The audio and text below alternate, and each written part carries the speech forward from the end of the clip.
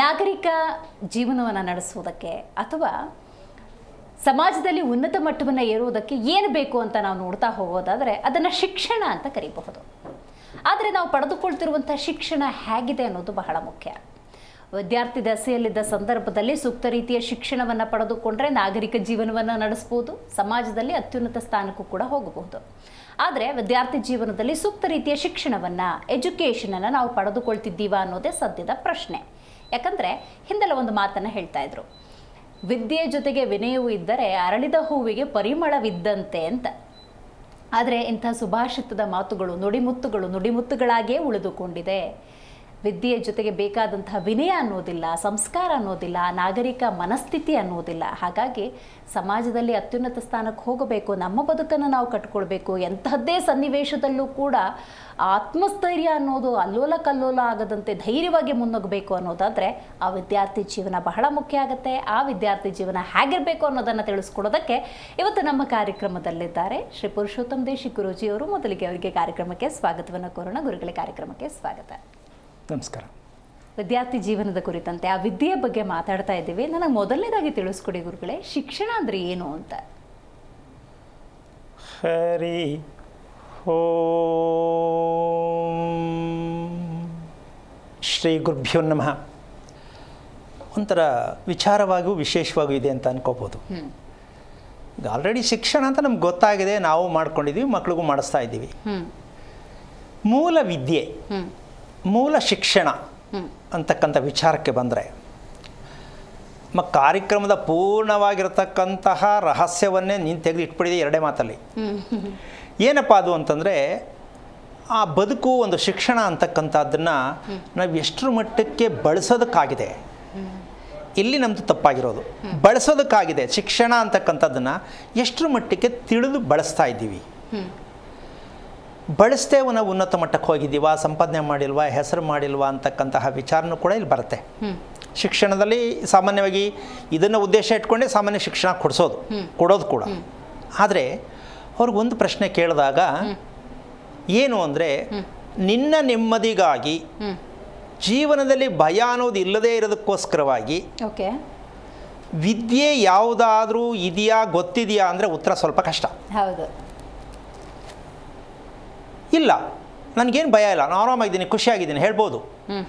ಆದರೆ ಈ ಸಂಸಾರ ಅಂತಕ್ಕಂಥ ಒಂದು ವಿಚಾರಕ್ಕೆ ಬಂದಾಗ ಅಥವಾ ತಮ್ಮ ವೈಯಕ್ತಿಕವಾದ ಒಂದು ಅನುಭವಕ್ಕೆ ತಂದಾಗ ಏನಾರು ಆಗ್ಬಿಡಬಹುದಾ, ಈ ಆತಂಕ ಭಯ ಅಂತಕ್ಕಂಥದ್ದು ಚಿಕ್ಕ ಮಗುವಿಂದ ಒಂದು LKG ಸ್ಟೂಡೆಂಟಿಂದ ಹಿಡಿದು ಮದುವೆ ಆಗಿರ್ತಕ್ಕಂತಹ ವ್ಯಕ್ತಿವರೆಗೂ ಕೂಡ ಇದು ಎಳ್ಕೊಂಡೇ ಹೋಗ್ತಾ ಇರತ್ತೆ.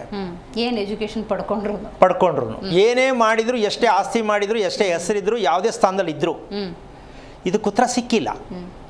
ಆ ಉತ್ತರ ಇವತ್ತು ಸಂಕ್ಷಿಪ್ತವಾಗಿ ಸಾಧ್ಯವಾದಷ್ಟು ಮಟ್ಟಿಗೆ ಮುಂದೆ ಇಡೋಣ. ಅದನ್ನು ಎಷ್ಟು ಮಟ್ಟಿಗೆ ಅರ್ಥ ಮಾಡ್ಕೊಳ್ತಕ್ಕಂತಹ ಒಂದು ವಿಚಾರ ವೀಕ್ಷಕರಿಗೆ ಸೇರಿದ್ದು, ಹೇಳ್ತಕ್ಕಂಥ ವಿಚಾರವನ್ನು ಹೇಳೋಣ.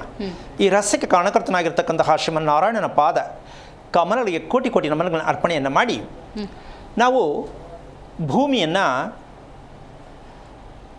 ಒಂದು ಶ್ರುತಿವಾಕ್ಯದ ಮೂಲಕವಾಗಿ ಹೇಳೋದಾದರೆ ಮಾತೃಭೂಮಿ ಅಂತ ಹೇಳೋದು ಹೇಗಿರುತ್ತಮ್ಮ? ಹೌದು ಅಲ್ವಾ? ಬರೇ ಭೂಮಿ ಅನ್ನೋ ಬದಲು ಮಾತೃಭೂಮಿ ಅಂತ ಹೇಳಿದ್ರೆ ಎಲ್ಲೋ ಅಪರೂಪಕ್ಕೆ ಹೇಳ್ತೀವಿ ನಾವು. ಈ ಮಾತೃಭೂಮಿ ಅನ್ನೋದಕ್ಕೆ ಯಾಕೆ ಹೇಳಬೇಕು ಅಂತಕ್ಕಂತಹ ಒಂದು ವಿಚಾರಕ್ಕೆ ಅದಕ್ಕೆ ರಚನೆ ಅಂತ ಹೇಳ್ತೀವಿ. ಹವಾಮಾನ ಅಂತಕ್ಕಂಥದ್ದು, ಆ ಒಂದು ವಿಸ್ತೀರ್ಣಕ್ಕೆ ಎಷ್ಟು ಹವಾಮಾನ ಅಲ್ಲಿ ಸಿಗತ್ತೆ, ಅದಕ್ಕೆ ರಚನೆ ಹೇಗಿರಬೇಕು ಅಂತಕ್ಕಂಥದ್ದು ಬೇಕಾಗತ್ತೆ ಆ ಒಂದು ಸಂದರ್ಭಕ್ಕೆ. ಇದನ್ನು ರಚನೆ ಅಂತಕ್ಕಂಥದ್ದು ಹೇಗದು, ಭೂಮಿ ರಚನೆ ಆಗಿದೆ, ಅದು ನಾವೇನು ರಚನೆ ಮಾಡಬೇಕು ಹೇಗನ್ಸುತ್ತಮ್ಮ? ಭೂಮಿಯ ರಚನೆಯನ್ನು ತಿಳಿಬೇಕು ಅಂತ ಹೇಳಿದ್ರೆ ಏನು ರಚನೆ ಮಾಡಬೇಕು? ಹಾಗಾದರೆ ತಾಯಿಯ ಗರ್ಭದಲ್ಲಿ ತಂದೆ ತಾಯಿಯಲ್ಲಿ ಬಂದಿರತಕ್ಕಂತಹ ಒಂದು ಮೆಟೀರಿಯಲ್ಲು ಭ್ರೂಣ ವ್ಯವಸ್ಥೆ ಆಗಿರುತ್ತೆ. ತಂದೆ ತಾಯಿಯ ಭ್ರೂಣ ವ್ಯವಸ್ಥೆ ಏನಿರುತ್ತೆ, ಅವರಿಬ್ಬರದು ಒಂದು ವಿಟಮಿನ್ ಅಂತ ಇಟ್ಕೊಳ್ಳೋಣ. ರಚನೆ ಗಂಡ ಹೆಂಡ್ತಿದಲ್ಲ, ರಚನೆ ಭಗವಂತನ ನಿಯಮ, ಹೌದಲ್ಲ? ಹಾಗೆ ತಾಯಿಯ ಗರ್ಭದಲ್ಲಿ ಭಗವಂತನ ನಿಯಮ ರಚನೆಕಾರಿಯಾಗಿರ್ತಕ್ಕಂತಹ ಒಂದು ಭ್ರೂಣಕ್ಕೆ ಇದೇ ಭೂಮಿಯಲ್ಲೂ ಕೂಡ ನಮ್ಮ ಭೂಮಿಯ ರಚನೆಯನ್ನು, ಗರ್ಭಾವ್ಯವಸ್ಥೆಯಿರ್ತಕ್ಕಂಥ ಮಗುವಿನ ದೇಹದ ರಚನೆಯನ್ನು ಹೊಂದಾಣಿಕೆ ಮಾಡ್ತಕ್ಕಂಥ ವಿಚಾರ ಗೊತ್ತಾಗಬೇಕು. ಆಗಿದೆಯಾ? ಆಗಬೇಕಾ ಬೇಡವಾ? ಭೂಮಿಗೆ ಹೊಂದ್ಕೋಬೇಕು ನಾವು. ಕರೆಕ್ಟ್. ಭೂಮಿಗೆ ಹೊಂದಲಿಲ್ಲ ಅಂದರೆ ನಾವು ಇನ್ನೇನಕ್ಕೆ ಹೊಂದಕ್ಕಾಗಲ್ಲ. ಅದಕ್ಕೆ ಮಾತೃಭೂಮಿ ಅಂದರೆ ಗರ್ಭಕ್ಕೆ ಹೋಲಿಕೆ ಆಗ್ತಕ್ಕಂತಹ ಒಂದು ಸ್ಥಿತಿಯನ್ನು ನಾವು ಇಲ್ಲಿವರೆಗೂ ಭೂಮಿಯನ್ನು ಗುರ್ಸಕ್ಕಾಗಿಲ್ವಲ್ಲ ಅನ್ನೋದೇ ಒಂದು ದೊಡ್ಡ ಯಕ್ಷ ಪ್ರಶ್ನೆ. ಇದನ್ನು ಹೇಗೆ ಮಾಡ್ಬೋದು, ಮ್ಯಾಜಿಕ್ ಹೇಗೆ ಮಾಡ್ಬೋದು, ಹೆಂಗೆ ಎಳ್ಕೊಂಡು ಹೋಗ್ಬೋದು, ಎಷ್ಟು ದೊಡ್ಡದು ಮಾಡ್ಬೋದು, ಎಷ್ಟು ಚಿಕ್ಕದು ಮಾಡ್ಬೋದು ಅಂತಕ್ಕಂಥದ್ದು ವೈಜ್ಞಾನಿಕ ಹೋಗಿದ್ವಿ. ಅದು ನಮಗೆ ವರ್ಕ್ ಆಗ್ತಾ ಇಲ್ಲ. ಅಂದರೆ ನಮ್ಮನ್ನು ಹಿಡಿದು ನಿಲ್ಲಿಸ್ಕೊಳ್ಳೋ ಶಕ್ತಿ ಅದಕ್ಕಿಲ್ಲ. ಯಾಕೆ? ನಮ್ಮ ಅನುಕೂಲಕ್ಕೆ ತಕ್ಕಂತೆ ಭೂಮಿಯನ್ನು ಎಳಿತಾ ಇದ್ದೀವಿ. ನನಗೆ ದೊಡ್ಡದಾಗಿ ಭೂಮಿ ವಿಸ್ತೀರ್ಣವಾಗಿರ್ತಕ್ಕಂಥ ನಿವೇಶನ ಬೇಕು, ದೊಡ್ಡದು ಬೇಕು, ನನಗೆ ದೊಡ್ಡದಾಗಿರ್ಬೇಕು ಮನೆ. ಸೊ ಈ ರೀತಿಯಾಗಿ ನಮ್ಮ ಅನುಕೂಲಕ್ಕೆ ತಕ್ಕಂತೆ ನಾವು ಭೂಮಿಯನ್ನು ನಾವು ರಚನೆ ಮಾಡೋದಕ್ಕೋಸ್ಕರವಾಗಿ ಇದು ದೈವತ್ವವಾದ ಭೂಮಿ ಆಗಲಿಕ್ಕಾಗಲ್ಲ. ಯಾಕೆ? ನಮ್ಮ ಪ್ಲ್ಯಾನ್ ಇದು. ನಮ್ಮ ಇಷ್ಟದಂಗೆ ನಾವು ಭೂಮಿ ಹಂಚಿದ್ದೀವಿ.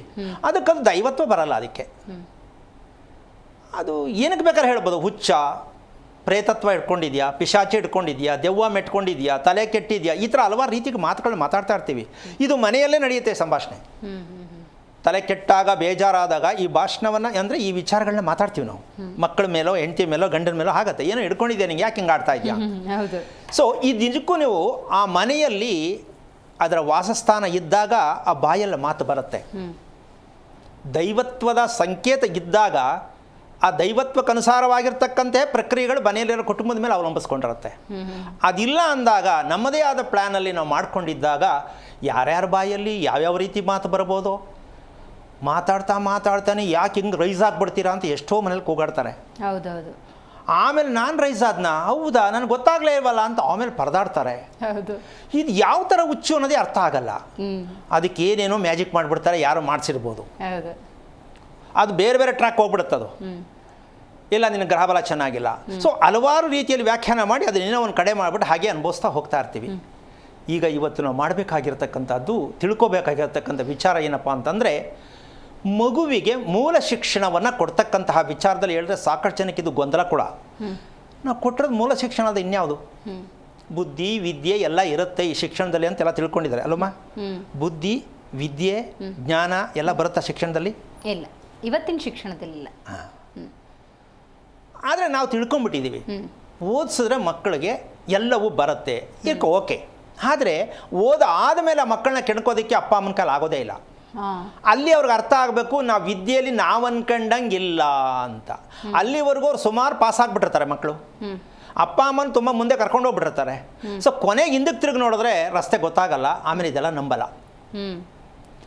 ಈಗ ಓದಿರ್ತಕ್ಕಂಥ ಮಕ್ಕಳಿಗೆ ನ್ಯೂಟ್ರಾನ್, ಎಲೆಕ್ಟ್ರಾನ್ ಅಂತ ಹೇಳಿ ಖುಷಿಯಾಗಿ ಕೇಳಿಸ್ಕೋತಾರೆ. ಅದನ್ನೇ ಒಂದು ಧರ್ಮವಾಗಿ ಮಾತಾಡಬೇಕಪ್ಪ, ಒಂದು ದೇವರ ಹೆಸರನ್ನು ಹೇಳಬೇಕಪ್ಪ ಅಂದರೆ ಒಪ್ಪಕ್ಕೆ ರೆಡಿ ಇಲ್ಲ. ಹೌದಲ್ಲ? ಸೈನ್ಸ್ ಮೂಲಕ ಇಂಗ್ಲೀಷ್ ಪದಗಳನ್ನ ಬಳಸೋದೇ ಆದರೆ ಮಕ್ಕಳು ಒಪ್ಕೊಂಡ್ಬಿಡ್ತಾರೆ ಅಪ್ಪ ಅಮ್ಮನ, ಅಯ್ಯೋ ಎಷ್ಟು ಚೆನ್ನಾಗಿದೆ ಅಂತ. ಆದರೆ ನಾವು ಇಲ್ಲ, ಇದೆಲ್ಲ ಜೀವನ, ಇದನ್ನು ಬಳಸಬೇಕು ಅಂದರೆ ಯಾವ ಕಾರಣಕ್ಕೂ ಇವತ್ತಿನ ಪ್ರಜೆಗಳಾಗ್ತಕ್ಕಂಥ, ಮುಂದಕ್ಕೆ ಹಾಕ್ತಕ್ಕಂಥ ಯುವಕರು ಯುವತಿಯರು ಒಪ್ಪಲಿಕ್ಕೆ ರೆಡಿ ಇಲ್ಲ.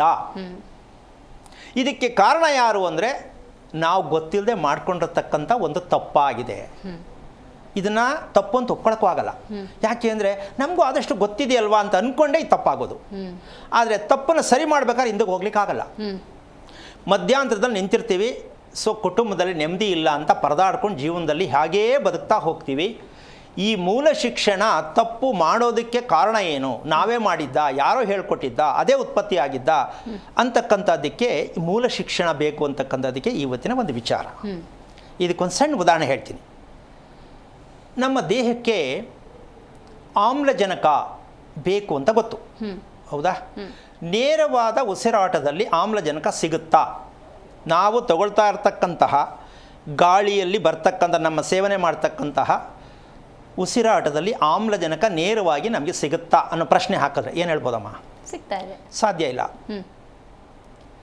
ಆಮ್ಲಜನಕ ಸಿಗೋದೇ ಆಗಿದ್ದ ಪಕ್ಷದಲ್ಲಿ, ಅಂದರೆ ಸಿಕ್ಕಲ್ಲ ಅನ್ನೋದಕ್ಕೆ ಯಾಕೆ ಹೇಳ್ತೀನಿ, ವರ್ಣನೆ ಮಾಡಿ ಹೇಳ್ತೀನಿ. ಆಮೇಲೆ ಸಿಕ್ಕೋದೇ ಇಲ್ಲ ಅಂತ ವಾದ ಮಾಡ್ತಾ ಇಲ್ಲ ನಾನು.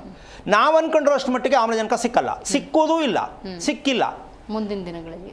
ಯಾಕೆ ಅಂದರೆ ಯಾರಿಗೆ ಬೇಜಾರು, ಕೋಪ ಅಂತ ಯಾರಿಗಿಲ್ವಮ್ಮ? ಇದೆ ಇದೆ. ಇದು ಎಲ್ಲಿಂದ ಉತ್ಪತ್ತಿ ಆಗತ್ತೆ ಅಂದರೆ ಇದರಿಂದನೇ. ಆಮ್ಲಜನಕ ಅಂದರೆ ನಾವು ಕಾರ್ಬನ್ನು, ಆಕ್ಸಿಜನ್ನು ಅಂತ ತುಂಬ ಜನರಲ್ಲ ಮಾತಾಡ್ಬಿಡ್ತೀವಿ. ತಗೊಳ್ಳೋದೊಂದು ಬಿಡೋದೊಂದು ಅಷ್ಟೇ, ಅದೇ ಜೀವನ. ನಾವು ಕರೆಕ್ಟಾಗಿದ್ದೀವಿ ಅಂತ ಅಂದ್ಕೊಂಡಿದ್ದೀವಲ್ಲ, ಇಲ್ಲೇ ನಾವು ಸೋತಿರೋದು, ಇಲ್ಲೇ ನಾವು ಸಾಯ್ತಾ ಇರೋದು ಕೂಡ. ಅಂದರೆ ಉಸಿರಾಡ್ತಾ ಇದ್ದೀವಿ ಅಷ್ಟೇ. ಆದರೆ ಆ ಉಸಿರಾಟ ನಮ್ಮ ಮೆದುಳಿಗೆ ಬೇಕಾಗಿರುವಂತಹ ಉಸಿರಾಟ ಆಗಿದೆಯಾ? ಮೆದುಳಿಗೆ ಬೇಕಾದಂಥ ಉಸಿರಾಟ ಮುಖ್ಯ ಇಲ್ಲಿ. ದೇಹದ ಭಾಗಗಳಿಗೆ ಬೇಕಾಗಿರ್ತಕ್ಕಂಥ ಉಸಿರಾಟವನ್ನು ಮಾಡ್ತಾ ಇದ್ದೀವಿ. ಮೆದುಳಿಗೆ ಬೇಕಾಗಿರುವಂಥ ಉಸಿರಾಟ ಬೇಕು. ಯಾಕೆ ಬೇಕು? ಮಕ್ಕಳಿಗೆ ಏನು ಇವಾಗ ಇರ್ತಕ್ಕಂಥ ಸಮಸ್ಯೆ ಏನು? ಮಕ್ಕಳಿಗೆ ದೊಡ್ಡವರಾಗೋಗಿದೆ, ಹಾಗಂತ ಆಗೋಗಿದೆ ಅಂತಲ್ಲ, ಸಾಯೋರು ಕಲೀಲೇಬೇಕು. ಆದರೂ ಇವತ್ತು ನಾವು ಮಕ್ಕಳ ಮೇಲೆ ನಾವು ಪೂರ್ಣವಾಗಿ ಡಿಪೆಂಡ್ ಆಗಿ ಮಕ್ಕಳನ್ನ ಒಳ್ಳೆ ರೀತಿಯಲ್ಲಿ ನಾವು ಬೆಳೆಸಬೇಕು ಅಂತ ಎಲ್ಲರಿಗೂ ಆಸೆ ಇರುತ್ತೆ. ಆ ಮಕ್ಕಳ ವಿಚಾರದಲ್ಲಿ ಬೇಜಾರು, ದುಃಖ ಮಕ್ಕಳ ವಿಷಯದಲ್ಲಿ ಮಗುಗೆ ಬೇಜಾರು ಅಂತ ಗೊತ್ತಾಗಬಾರ್ದು. ಬೆಳಿಗ್ಗೆ ಹೆಂಗಪ್ಪ ನಾನು ಹೋಮ್ವರ್ಕ್ ಮಾಡಿಲ್ಲ, ಹೋಗೋದೋ ಬೇಡವಾ, ಮನೆಯಲ್ಲಿ ಬಿಡಲ್ಲ, ಹೌದಾ? ಒತ್ತಡ ಬಂತಾ ಇಲ್ವಾ? ಭಯ ಬಂತಾ ಇಲ್ವಾ? ದುಃಖ ಬಂತಾ ಇಲ್ವಾ? ಎಷ್ಟೋ ಮಕ್ಕಳು ಹೇಳ್ತಾರೆ, ಅವ್ರು ಚಾಕ್ಲೇಟ್ ಕೊಟ್ಟು ಸಮಾಧಾನ ಮಾಡೋ, ಏನೋ ಮಾಡಿ ಸಾಯಂಕಾಲ ಅಲ್ಲಿ ಕರ್ಕೋಗ್ತೀನಿ ಅಂತ ಏನೋ ಮಾಡಿ ವ್ಯಾನ್ ಹತ್ಸೋವರೆಗೂ ತಗೊಂಡಾಗ ಹತ್ತಿಸ್ಬಿಡ್ತೀವಿ. ಬಟ್ ಮಗು ಮನಸ್ಸಲ್ಲಿ ಆತಂಕ ಹೋಗಲಿಲ್ಲ. ಹಾಗಿರಬೇಕಾದ್ರೆ ಈಗ ಮಗುಗೆ ನಾವೇನು ತಪ್ಪು ಮಾಡಿದ್ದೀವಿ? ಉಸಿರಾಡ್ತಾ ಇದೆ, ಕರೆಕ್ಟಾಗಿ ತಿಂಡಿ ಕೊಡ್ತಾ ಇದ್ದೀವಿ, ವಿಟಮಿನ್ ಫ್ರೂಟೇ ಕೊಡ್ತಾ ಇದ್ದೀವಿ, ಫುಡ್ಡೇ ಕೊಡ್ತಾ ಇದ್ದೀವಿ, ಹೌದಲ್ಲ? ಮತ್ತೆ ಆ ಮಗುಗೆ ಯಾಕೆ ಬರಬೇಕಿತ್ತದು ಪ್ರಶ್ನೆ ಬರುತ್ತಾ ಇಲ್ವಾ? ಈಗ ಮಗುಗೆ ರಿಪೇರಿ ಹೇಗೆ? ಸಾಧ್ಯ ಇಲ್ಲಮ್ಮ. ಮಗುವನ್ನು ಮೂಲ ಶಿಕ್ಷಣಕ್ಕೆ ತಗೊಂಡೋಗ್ತಕ್ಕಂತಹ ವಿಚಾರ ನಾವು ತುಂಬ ದೂರ ಹೋಗ್ಬಿಟ್ಟಿದ್ದೀವಿ. ಕಷ್ಟಪಟ್ಟು ಮಕ್ಕಳನ್ನು ಬಲವಂತವಾಗಿ ತಗೊಂಡೋಗಿ ಕಾನ್ವೆಂಟು ಸ್ಕೂಲ್ಗಳಿಗೆ ಹಾಕ್ತಾ ಇದ್ದೀವಿ ಹೊರತು ಮಕ್ಕಳು ಪ್ರೀತಿಯಿಂದ ವಿದ್ಯಾಭ್ಯಾಸಕ್ಕೆ ಅರ್ಹತೆಯನ್ನು ನಾವು ತೆಗೆದು ಬಿಟ್ಟಿದ್ದೀವಿ. ನಮಗೆ ಗೊತ್ತಿಲ್ಲದೆ, ಮಕ್ಕಳಿಗಂತೂ ಗೊತ್ತಿಲ್ಲ. ಮಕ್ಕಳಿಗೆ ಒಂದು ಕಡೆ ಶಾಲೆ, ಒಂದು ಕಡೆ ಪೇರೆಂಟ್ಸು ಅಂದರೆ ಅಪ್ಪ ಅಮ್ಮ, ಇವರಿಬ್ಬರು ಒತ್ತಡ ಮಗುಗೆ ಇದೆಯಾ ಇಲ್ವಾ? ಇದೆ ಇದೆ. ಮತ್ತು ಮಗು ನೆಮ್ಮದಿಯಾಗಿ ಹೇಗಿರೋದು? ಭಯ ಇಲ್ಲದೆ ಹೇಗೆ ಬದುಕೋದು? ನೀವು ಇಂಟರ್ನ್ಯಾಷನಲ್ ಸಬ್ಜೆಕ್ಟೇ ಕೊಡಿಸಿಯಪ್ಪ, ಸರಿ ಫೈನ್. ಆ ಮಗು ನೆಮ್ಮದಿಯಾಗಿದೆಯಾ, ಖುಷಿಯಾಗಿದೆಯಾ, ಆರೋಗ್ಯವಾಗಿದೆಯಾ? ಇಲ್ಲ. ಈಗ ಈ ಶಿಕ್ಷಣ ಬೇಕು ಅಂತನ ಬೇಡ ಅಂತನ? ಸರಿಯಾದ ರೀತಿಯಲ್ಲಿ ಬೇಕಷ್ಟೇ. ಬೇಕು. ಓಕೆ. ಈಗ ನಾವು ಹೇಳ್ತಾ ಇರ್ತಕ್ಕಂಥ ಉಸಿರಾಟದ ಬಗ್ಗೆ ಏನಕ್ಕೆ ವಿಚಾರವನ್ನು ತಂದೆ ಅಂತ ಹೇಳಿದ್ರೆ, ಉಸಿರಾಟದಲ್ಲಿ ಶಾಖ ಉತ್ಪತ್ತಿಯಾಗ್ತಕ್ಕಂತಹ ಉಸಿರಾಟ ನಮ್ಮ ಮೆದುಳಿಗೆ ಅವಶ್ಯಕತೆ ಇದೆ. ಶಾಖಭರಿತವಾದ ಉಸಿರಾಟ ಯಾವುದು ಅಂತ ಹೇಳಿದ್ರೆ ಹೇಗನ್ಬೋದು? ಶಾಖಭರಿತವಾದ ಉಸಿರಾಟ ಯಾವುದು? ಇದು ಗೊತ್ತಾಗ್ಬೇಕು ನಮಗೆ. ಹೇಗೆ ಉತ್ಪತ್ತಿ ಆಗತ್ತೆ? ನಾವು ಉಸಿರಾಟದಲ್ಲಿ ಶಾಖ ಉತ್ಪತ್ತಿ ಆಗ್ತಕ್ಕಂಥ ಉಸಿರಾಟ ಅಲ್ಲ. ಮತ್ತು ಆಮ್ಲಜನಕ ಉತ್ಪತ್ತಿ ಆಗ್ತಕ್ಕಂತಹ ಲೆಕ್ಕಾಚಾರದಲ್ಲೂ ಕೂಡ ನಾವು ಉಸಿರಾಟವನ್ನು ಸಮತೋಲನವಾಗಿ ಪಡಿತಕ್ಕಂತಹ, ಅಂದರೆ ಹೊಟ್ಟೆ ಮಕ್ಕಳಿಗೆ 3 ವರ್ಷವರೆಗೂ ಮಗು ಹೊಟ್ಟೆಯನ್ನು ಬಳಸಿ ಉಸಿರಾಡುತ್ತೆ. 3 ವರ್ಷದವರೆಗೂ. ಅಂದರೆ ಅದು ಹಾಲು ಕುಡಿತಕ್ಕಂಥದ್ದು, ಅದೇ ತಿಂತಕ್ಕಂಥದ್ದು. ಯಾವಾಗ ತಾಯಿ ತಂದೆ ಮಗುವಿಗೆ ತಿನ್ಸಕ್ಕೆ ಶುರು ಮಾಡ್ತಾರೆ, ಉಸಿರಾಟ ಕೆಟ್ಟೋಗುತ್ತೆ. ಯಾಕೆಂದರೆ ತುರ್ಕೊತಾನೆ, ತಿನ್ಕೋ, ಬೋಲ್ ಖಾಲಿ ಆಗಬೇಕು, ಮಗುಗೆ ತಿನ್ನಿಸ್ಬಿಡ್ಬೇಕು. ಅಂದರೆ ಚೆನ್ನಾಗಾಗಲಿ ಮಗು ಅಂತ. ಆ ಪ್ರಾಣಿ ಚೆನ್ನಾಗಾಗಲ್ಲ. ಮಗುಗೆ ನಾನು ತಿನ್ನಬೇಕು ಸಾಕು ಅಂತಕ್ಕಂಥದ್ದು ಮಗು ಹೇಳೋ ಕೆಪಾಸಿಟಿಲಿ ಇರಲ್ಲ. ನಮ್ಮ ಒತ್ತಾಯ ಏನು? ಮಗು ತಿನ್ನಿಸ್ಬೇಕು ಅಂತ ನಮ್ಮ ಒತ್ತಾಯ, ಹೌದಾ? ಈಗ ಅಲ್ಲಿಂದನೇ ಫೌಂಡೇಶನ್ ಶುರುವಾಯಿತು. ಮಗು ಹಾಲು ಕುಡಿಯೋವರೆಗೂ ಮಗು ನಗನಗ್ತಾ ಇತ್ತು, ಖುಷಿಯಾಗಿತ್ತು, ನೋಡೋಕೆ ಚೆನ್ನಾಗಿತ್ತು. ಹಾಲು ನಿಲ್ಲಿಸದ ಮೇಲೆ ನಾವು ಯಾವಾಗ ತುರ್ಕಕ್ಕೆ ಶುರು ಮಾಡಿದ ಊಟನ ಮಗು ಕೆಡ್ತಾ ಬರುತ್ತೆ. ಅದಾಗ್ತಾ ಆಗ್ತಾ ಹೆಚ್ಚು ಕಮ್ಮಿ ಒಂದು 4 ವರ್ಷದವರೆಗೂ ಆ ಮಗು ಯಾವ ಮಟ್ಟಕ್ಕೆ ಬರುತ್ತೆ ಅಂದರೆ ಪ್ರಪಂಚವನ್ನು ನೋಡೋ ಮಟ್ಟಕ್ಕೆ ಬರುತ್ತೆ 4 ವರ್ಷಕ್ಕೆ. ಅಲ್ಲಿವರೆಗೂ ಎಲ್ಲ ಹುಚ್ಚುತನವೇ ಪ್ರಾರಂಭ ಆಗಿರುತ್ತೆ. ಅಂದರೆ ಆವೇಶ, ಕೋಪ, ಸಿಕ್ಕದು ಹೊಡೆದು ಬಿಡೋದು, ತೆಗೆದು ಬಿಡೋದು, ಚುಚ್ಚು ಬಿಡೋದು, ತೀಟೆ ಮಾಡಿಬಿಡೋದು. ಅದನ್ನು ನಾವು ಮಕ್ಕಳು ಅಂತ ಅನ್ಕೋತೀವಿ, ಮಕ್ಕಳೇ. ಆದರೆ ಅದು ಎಷ್ಟು ಹಿಂಸೆ ಆಗುತ್ತೆ, ಹೌದಲ್ಲ? ಅಲ್ಲ, ಈಗ ತುಂಬ ನಮ್ಮ ಮಗು ತುಂಬ ಹೈಪರ್ ಆ್ಯಕ್ಟಿವ್ ಅಂತಾರೆ. ನನಗೆ ನಗು ಬರುತ್ತೆ. ಯಾವುದ್ರಿ ಅದು ಹೈಪರ್ ಆ್ಯಕ್ಟಿವು? ಎಷ್ಟು ಚೆನ್ನಾಗಿ ಹೇಳ್ತಾನೆ ಅಂದರೆ, ಯಾವ್ದು ಹೈಪರ್ ಆ್ಯಕ್ಟಿವ್? ಸ್ಕ್ರೂ ಡ್ರೈವರ್ ತಗೊಂಡು ಚುಚ್ಚಿದ್ರೆ ಹೈಪರ್ ಆ್ಯಕ್ಟಿವ್ ಅದು? ಎಷ್ಟು ಜನ ಮನೇಲಿ ಮಕ್ಕಳಿಗೆ ಹೋಗೋದು ಮಾಡಲ್ವೇನಮ್ಮ? ಮಕ್ಕಳು ತೀಟೆ ಮಾಡೋಕ್ಕೆ ಇರೋದು ಅಂತ ಒಪ್ಕೊಳ್ಳೋಣ. ಆದರೆ ತೀಟೆ ಮಾಡೋದ್ರಲ್ಲೂ ಕ್ವಾಲಿಟಿ ಇದೆ. ಮಕ್ಕಳಿಗೆ ಅರ್ಥ ಆಗಬೇಕು ಅನ್ನೋದು ತಾಳ್ಮೆ ಬರಬೇಕು. ತಾಳ್ಮೆ ಬಲ್ಲದೆ ಇದ್ದರೆ ಆ ಮಕ್ಕಳು ಏನು ಮಾಡಿದ್ರು ಈಗ ಚಿಕ್ಕಂದಲ್ಲಿ ತಂದೆ ತಾಯಿಗೆ ತುಂಬ ಖುಷಿ ಆಗ್ಬೋದು.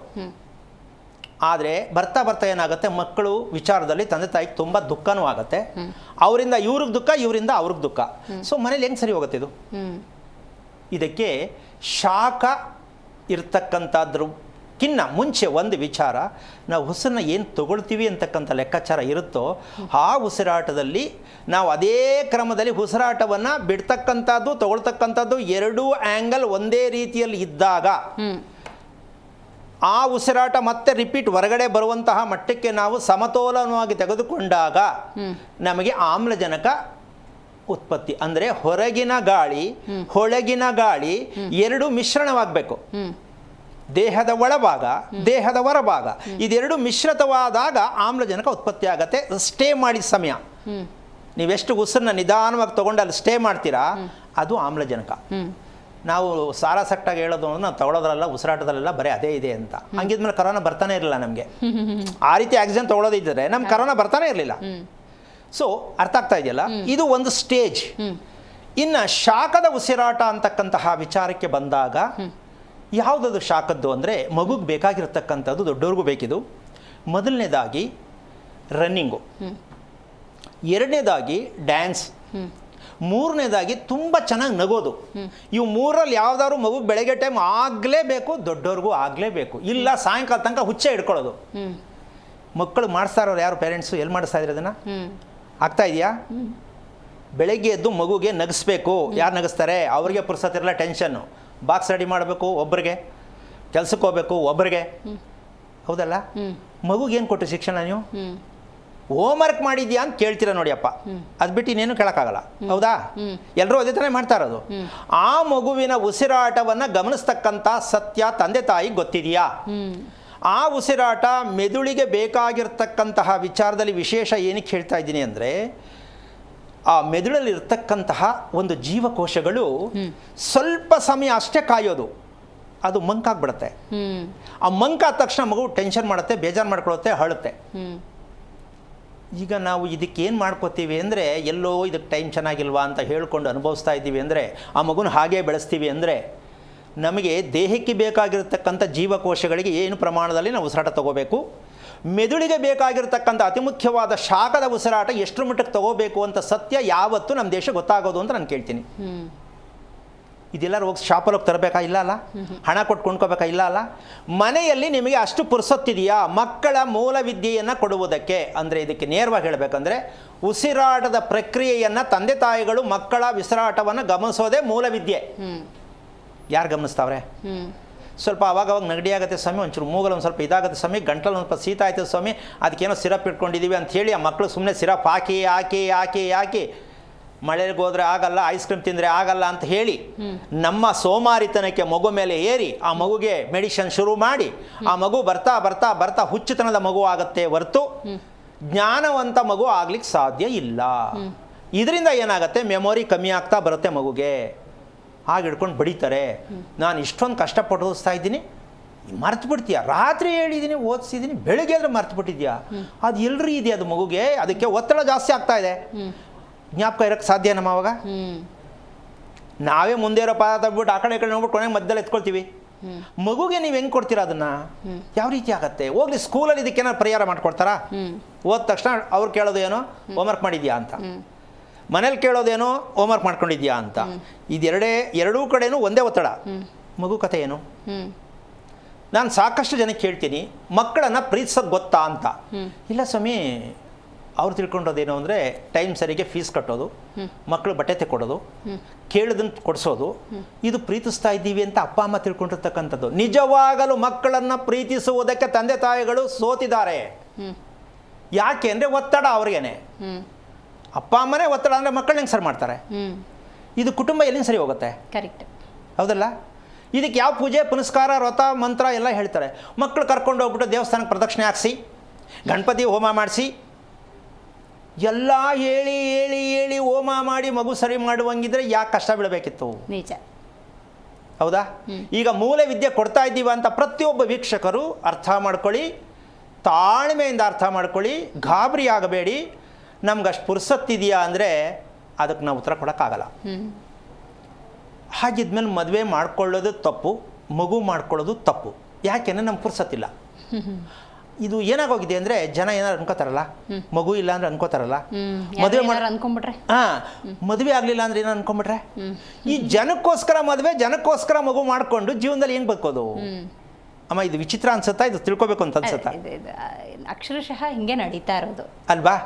ಈಗ ಮಕ್ಕಳನ್ನ ನೀವು ಇಷ್ಟು ಕಷ್ಟಪಟ್ಟು ಓದಿಸ್ಬೇಕು, ಮುಂದಕ್ಕೆ ಒಂದು ದಾರಿ ಸಿಗಲಿ ಅಂತ ಹಣ ಖರ್ಚು ಮಾಡಿ ಕಷ್ಟಪಟ್ಟು ನಿಮಗೇನು ಸಾಲ ಆದರೂ ಪರವಾಗಿಲ್ಲ ಅಂತ ಮಕ್ಕಳನ್ನ ಕರ್ಕೊಂಡೋಗಿ ಎಷ್ಟು ರಿಸ್ಕ್ ತಗೋತೀರಾ? ಯಾವುದಕ್ಕೆ ಫಲ ಸಿಕ್ಕಿದೆ? ಕೊನೆಯಲ್ಲಿ ನಿಮಗೆ ಕಂಟ್ರೋಲ್ ಇಲ್ಲದ ರೀತಿಯಲ್ಲಿ ಮಕ್ಕಳು ನಿಮ್ಮ ಮುಂದೆ ಇದ್ದಾರೆ ಅಂತಂದ ಮೇಲೆ ನೀವು ಓದಿಸಿದ ಸರಿನಾ, ಓದಿಸಿದ ತಪ್ಪ, ನೀವು ಯೋಚನೆ ಮಾಡಿ ಕೇಳಿದ್ರೆ ಅವ್ರ ಹತ್ರ ಉತ್ತರ ಇಲ್ಲ, ನಿಮ್ಮಿಂದ ಅವ್ರಿಗೆ ಉತ್ತರ ಇಲ್ಲ, ಅವರಿಂದ ನಿಮಗೆ ಉತ್ತರ ಇಲ್ಲ, ಜೀವನ ಪರ್ಯಂತ ಅನುಭವಿಸ್ಬೇಕಾಗಿರ್ತಕ್ಕಂತಹ ಒಂದು ವಿಚಾರ ಆಗತ್ತೆ. ಯಾಕೆ ಇದು ಅಂತ ಹೇಳಿದ್ರೆ ನಾವು ಒಂದನ್ನು ಅರ್ಥ ಮಾಡ್ಕೋಬೇಕು. ಏನಪ್ಪ ಅದು ಅಂತಂದರೆ, ಉಸಿರಾಟದ ಕ್ರಮವನ್ನು ನಾವು ಅಂದ್ಕೊಂಡಿರುವಷ್ಟು ಸುಲಭದ ರೀತಿಯಲ್ಲಿ ನಾವು ಉಸಿರಾಡ್ತಾ ಇಲ್ಲ. ದೊಡ್ಡೋರ ವಿಷಯಕ್ಕೆ ಬನ್ನೋಣ. ಏನು? ಹೊಟ್ಟೆಯನ್ನು ಸೇರಿಸಿ ಉಸಿರಾಡುವ ಪ್ರಕ್ರಿಯೆ ನಮಗೆ ತಿಳಿದಿದೆಯಾ? ಉಸಿರಾಟದಲ್ಲಿ ನಮ್ಮ ಹೊಟ್ಟೆ ಸೇರ್ಕೊಂಡಿರಬೇಕು. ಎಲ್ಲಿದೆ? ಹಾಗೇ ಇಲ್ವಲ್ಲ, ನಾವು ಬಿಟ್ಟಾಯ್ತು ಅದನ್ನು. ಹೊಟ್ಟೆನೇ ಬೇರೆ, ನಮ್ಮ ಉಸಿರಾಟನೇ ಬೇರೆ. ಅದಕ್ಕೆ ಇವಾಗ ದೊಡ್ಡವ್ರಿಗೇನಾಗಿದೆ, ಯಾವಾಗಲೂ ಬೇಜಾರು, ಯಾವಾಗಲೂ ಕೋಪ. ಈಗ ಇದಕ್ಕೆ ಏನು ಸರಿ ಮಾಡೋಕ್ಕಾಗತ್ತೆ? ಅಂದರೆ ಇಷ್ಟೊಂದು ಸರಳವಾಗಿರ್ತಕ್ಕಂಥದ್ದು ಅಂತ ಅಂದ್ಕೊಳ್ಳೋದಲ್ಲ, ಸರಳ ಅಷ್ಟು ಸುಲಭ ಅಲ್ಲ. ಇಷ್ಟೆಲ್ಲ ಹೇಳಿ ಇದಕ್ಕೆ ನಾವು ಒಂದು ಪ್ರಕ್ರಿಯೆಯನ್ನು ಕೊಡಬೇಕಾಗತ್ತೆ. ಏನಪ್ಪ ಅದು ಅಂತಂದರೆ, ನಮಗೆ ಮುಖ್ಯವಾಗಿ ಬೇಕಾಗಿರತಕ್ಕಂಥದ್ದು ದೇಹಕ್ಕೆ ಮತ್ತು ಮನೆಗೆ ಹೊಂದಾಣಿಕೆ ಮಾಡ್ತಕ್ಕಂಥ ವಿಚಾರದಲ್ಲಿ ಮಾತ್ರ ಇದು ಸಕ್ಸಸ್ ಆಗ್ತಕ್ಕಂಥ ವಿಚಾರ. ಬರೇ ಉಸಿರಾಟದಲ್ಲಿ ಮಾತ್ರ ನಾವು ಮಾಡ್ಕೊಳ್ತೀವಿ ಅನ್ನೋದಕ್ಕೆ ಅಷ್ಟು ಸುಲಭವಾದ ವಿಚಾರ ಅಲ್ಲ. ಈಗ ಮನೆ ವಿಷಯಕ್ಕೆ ಬಂದರೆ, ನಾವು ಬಾಗಿಲನ್ನು ಹಿಡ್ತಕ್ಕಂತಹ ಲೆಕ್ಕಾಚಾರದಲ್ಲಿ ನಮ್ಮ ದೇಹದಲ್ಲಿ ನಡೀತಾ ಇರತಕ್ಕಂಥ ವಿಚಿತ್ರವಾದ ವರ್ತನೆಗಳಿಗೆ, ನಮ್ಮ ಮನೆಯಲ್ಲಿ ಇಟ್ಟಿರ್ತಕ್ಕಂಥ ಬಾಗಿಲಿಗೂ ಇರತಕ್ಕಂತಹ ವಿಚಿತ್ರ ವರ್ತನೆಗೂ ಸಂಬಂಧವನ್ನು ನಾವು ರೂಪಿಸಿದಾಗ ಮಾತ್ರ ಮನೆ ಮತ್ತು ದೇಹ ಇದೆರಡಕ್ಕೂ ನಿಖರವಾಗಿ ಗಾಳಿಯನ್ನು ನಾವು ಯಾವ ರೀತಿ ಬಳಸ್ತಕ್ಕಂತಹ ಒಂದು ವಿಚಾರಕ್ಕೆ ಹೋಗಬೇಕು ಅಂತಕ್ಕಂಥ ಒಂದು ವಿಷಯ.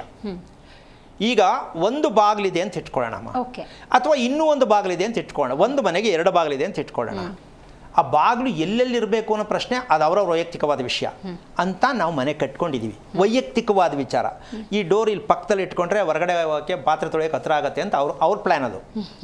ಹೌದಲ್ಲ? ಸೊ ಯಾವುದೇ ಒಂದು ಬಾಗಿಲನ್ನು ಇಡಬೇಕಾದ್ರೆ ನಮ್ಮ ಹೃದಯ ಎಷ್ಟು ಮುಖ್ಯನೋ ನಮ್ಮ ಮನೆಯ ಮುಖ್ಯ ದ್ವಾರ ಅಷ್ಟೇ ಮುಖ್ಯ. ಯಾಕೆ ಅಂದರೆ ಸ್ವಪ್ರಯತ್ನ ಪ್ರತಿ ಸಮಯದಲ್ಲಿ ಕೆಲಸ ಮಾಡೋದು ನಮ್ಮ ದೇಹದಲ್ಲಿ ಹೃದಯ ಮತ್ತು ಕರಳು. ಯಾಕೆ ಅಂದರೆ ನಾವು ಹೇಳ್ದ ಕೆಲಸ ಮಾಡಲ್ಲ, ಅದು ಯಾವಾಗಲೂ ಕೆಲಸ ಮಾಡ್ತಾನೆ ಐತೆ. ಅದು ಒಂದು ಸೆಕೆಂಡ್ ನಿಂತ್ರೂ ಮನುಷ್ಯ ಇಲ್ಲ. ಹೌದಲ್ಲ? ನಾವು ಅಂದ್ಕೊಂಡಿದ್ದೀವಮ್ಮ, ಇನ್ನೊಂದು ವಿಚಾರ ಹೇಳಿದ್ರೆ ಒಂದು ಸ್ವಲ್ಪ ಕೆಲವರಿಗೆ ಒಂಥರ ಆಗ್ಬೋದು, ಏನಿದು ಹಿಂಗೆ ಹೇಳ್ತಾರಲ್ಲ ಅಂತ. ನಾವು ತಿಂದಂಥ ಊಟ ಹೊರಗೆ ಹೋಗುತ್ತೆ ಅಂತ ಸರಿಸಾಗಿ ಮಾತಾಡ್ತೀವಿ. ಅದು ಒಂದು ಸೆಕೆಂಡು ಕೂಡ ನಿಲ್ಲಿಸಿದ್ರು ನೀವು ಅಂದ್ಕೊಂಡ ತಕ್ಷಣ ಹೋಗಿ ಕೂತ್ಕೊಂಡ ತಕ್ಷಣ ಕಂಪ್ಲೀಟಾಗಿ ಹೊರಗೆ ಬರೋಕ್ಕೆ ಸಾಧ್ಯ ಇಲ್ಲ.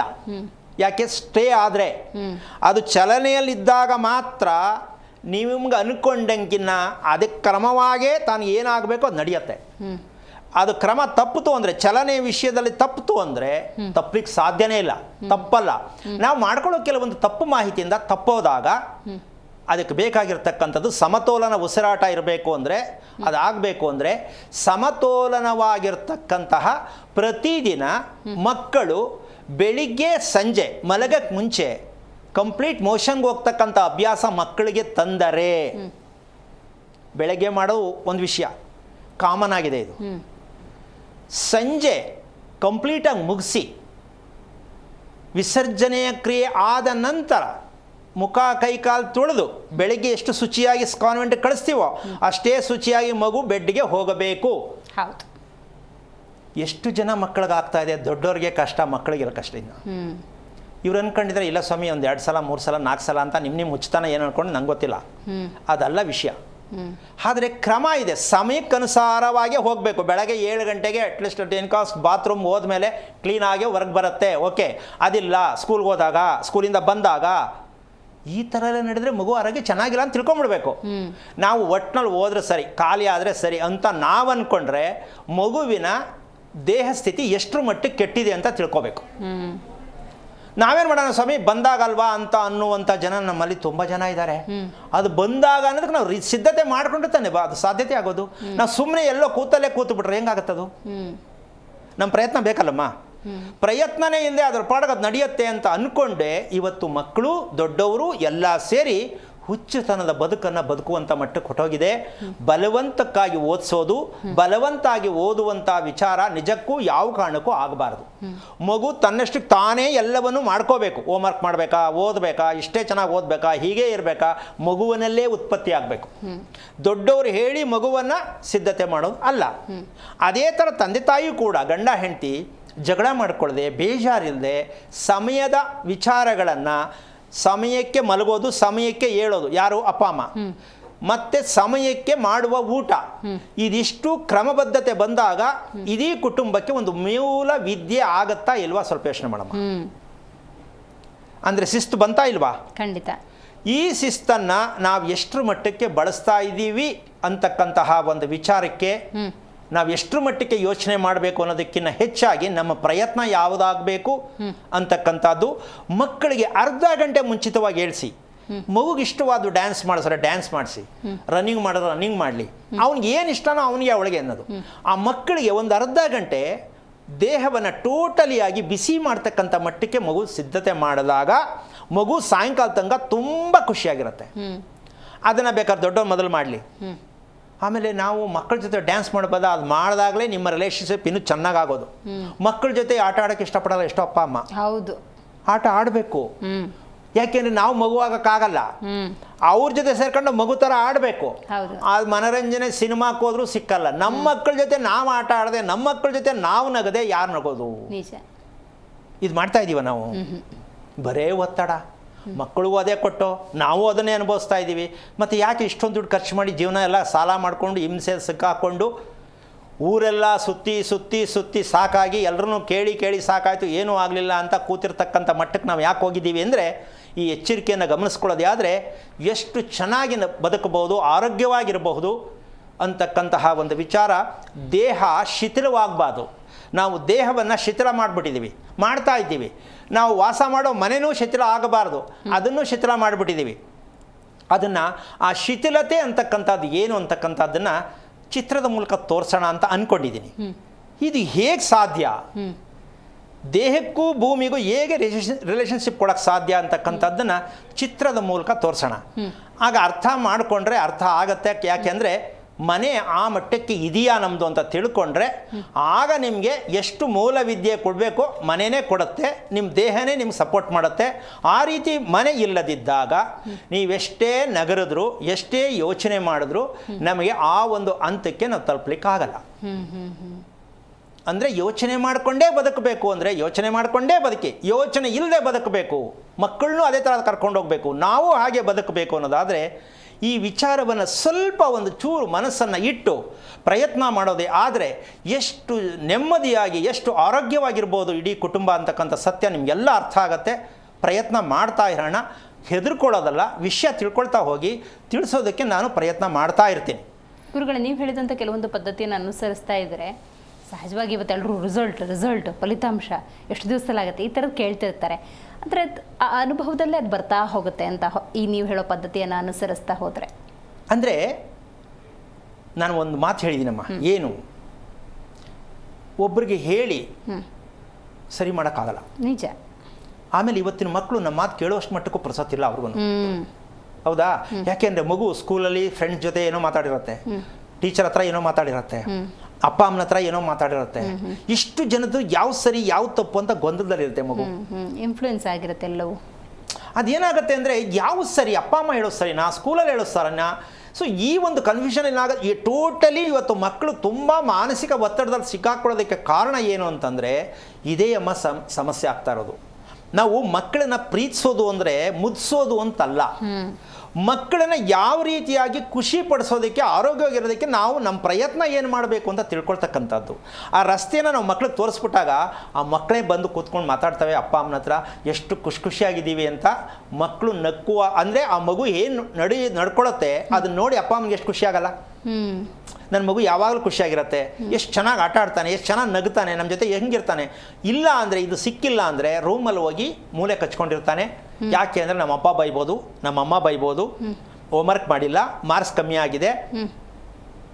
ಆ ಮಗು ಮತ್ತೆ ಮಿಂಗಲ್ ಆಗಲ್ಲ.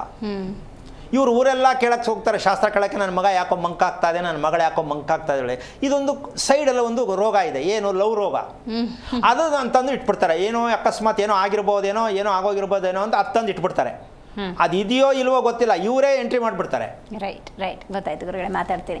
ದಾವಣಗೆರೆಯಿಂದ ದೀಪಾ ಅಂತ ಕರೆ ಮಾಡಿದ್ದಾರೆ. ನಮಸ್ಕಾರ ದೀಪಾ ಅವ್ರಿಗೆ.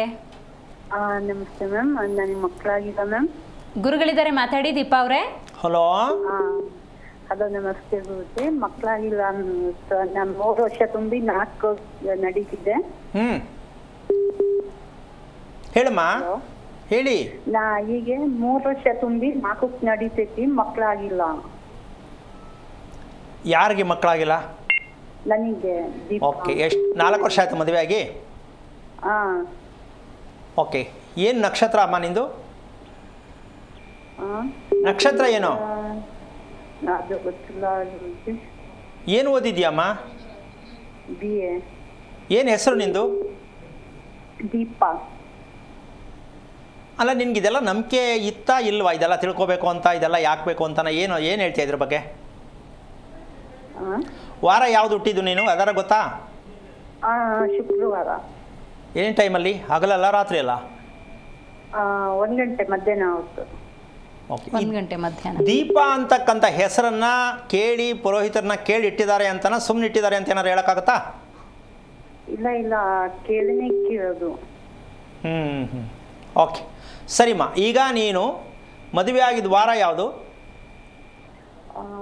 ಇದು ಸೋಮವಾರ. ಓಕೆ, ಈಗ ವಿಚಾರಕ್ಕೆ ಬರದೇ ಆದರೆ, ನೀನು ಮಾತಾಡ್ತಕ್ಕಂತಹ ಮಾತಿನಲ್ಲಿ ಜಾಸ್ತಿ ಮಾತಾಡ್ತೀನಿ, ಊಟ ಮಾಡುವಾಗಲೂ ಮಾತಾಡ್ತೀನಿ, ಇದೆರಡರಲ್ಲಿ ಯಾವ್ದು ಜಾಸ್ತಿ? ನೀನು ಊಟ ಮಾಡುವಾಗ ಮಾತಾಡೋದಾ ಅಥವಾ ಮಾಮೂಲಿಯಾಗಿ ಮಾತಾಡ್ತಾನೆ ಇರ್ತೀಯ? ಇಲ್ಲ, ಊಟ ಮಾಡಕ್ಕೆ ಮಾತಾಡಲ್ಲ. ಊಟ ಮಾಡುವಾಗ ಮಾತಾಡಲ್ಲ? ಟಿ ವಿ ನೋಡ್ತೀಯಾ, ಮೊಬೈಲ್ ನೋಡ್ತೀಯಾ ಊಟ ಮಾಡುವಾಗ? ಏನು ನೋಡಲ್ಲ, ಟಿವಿ ಒಂದೇ, ಸಾಂಗ್ ಒಂದೇ ಕೇಳೋದು ನಾನು. ಏನು ಟಿ ವಿ ಅಲ್ಲ? ಊಟ ಮಾಡುವಾಗ? ಹಲೋ.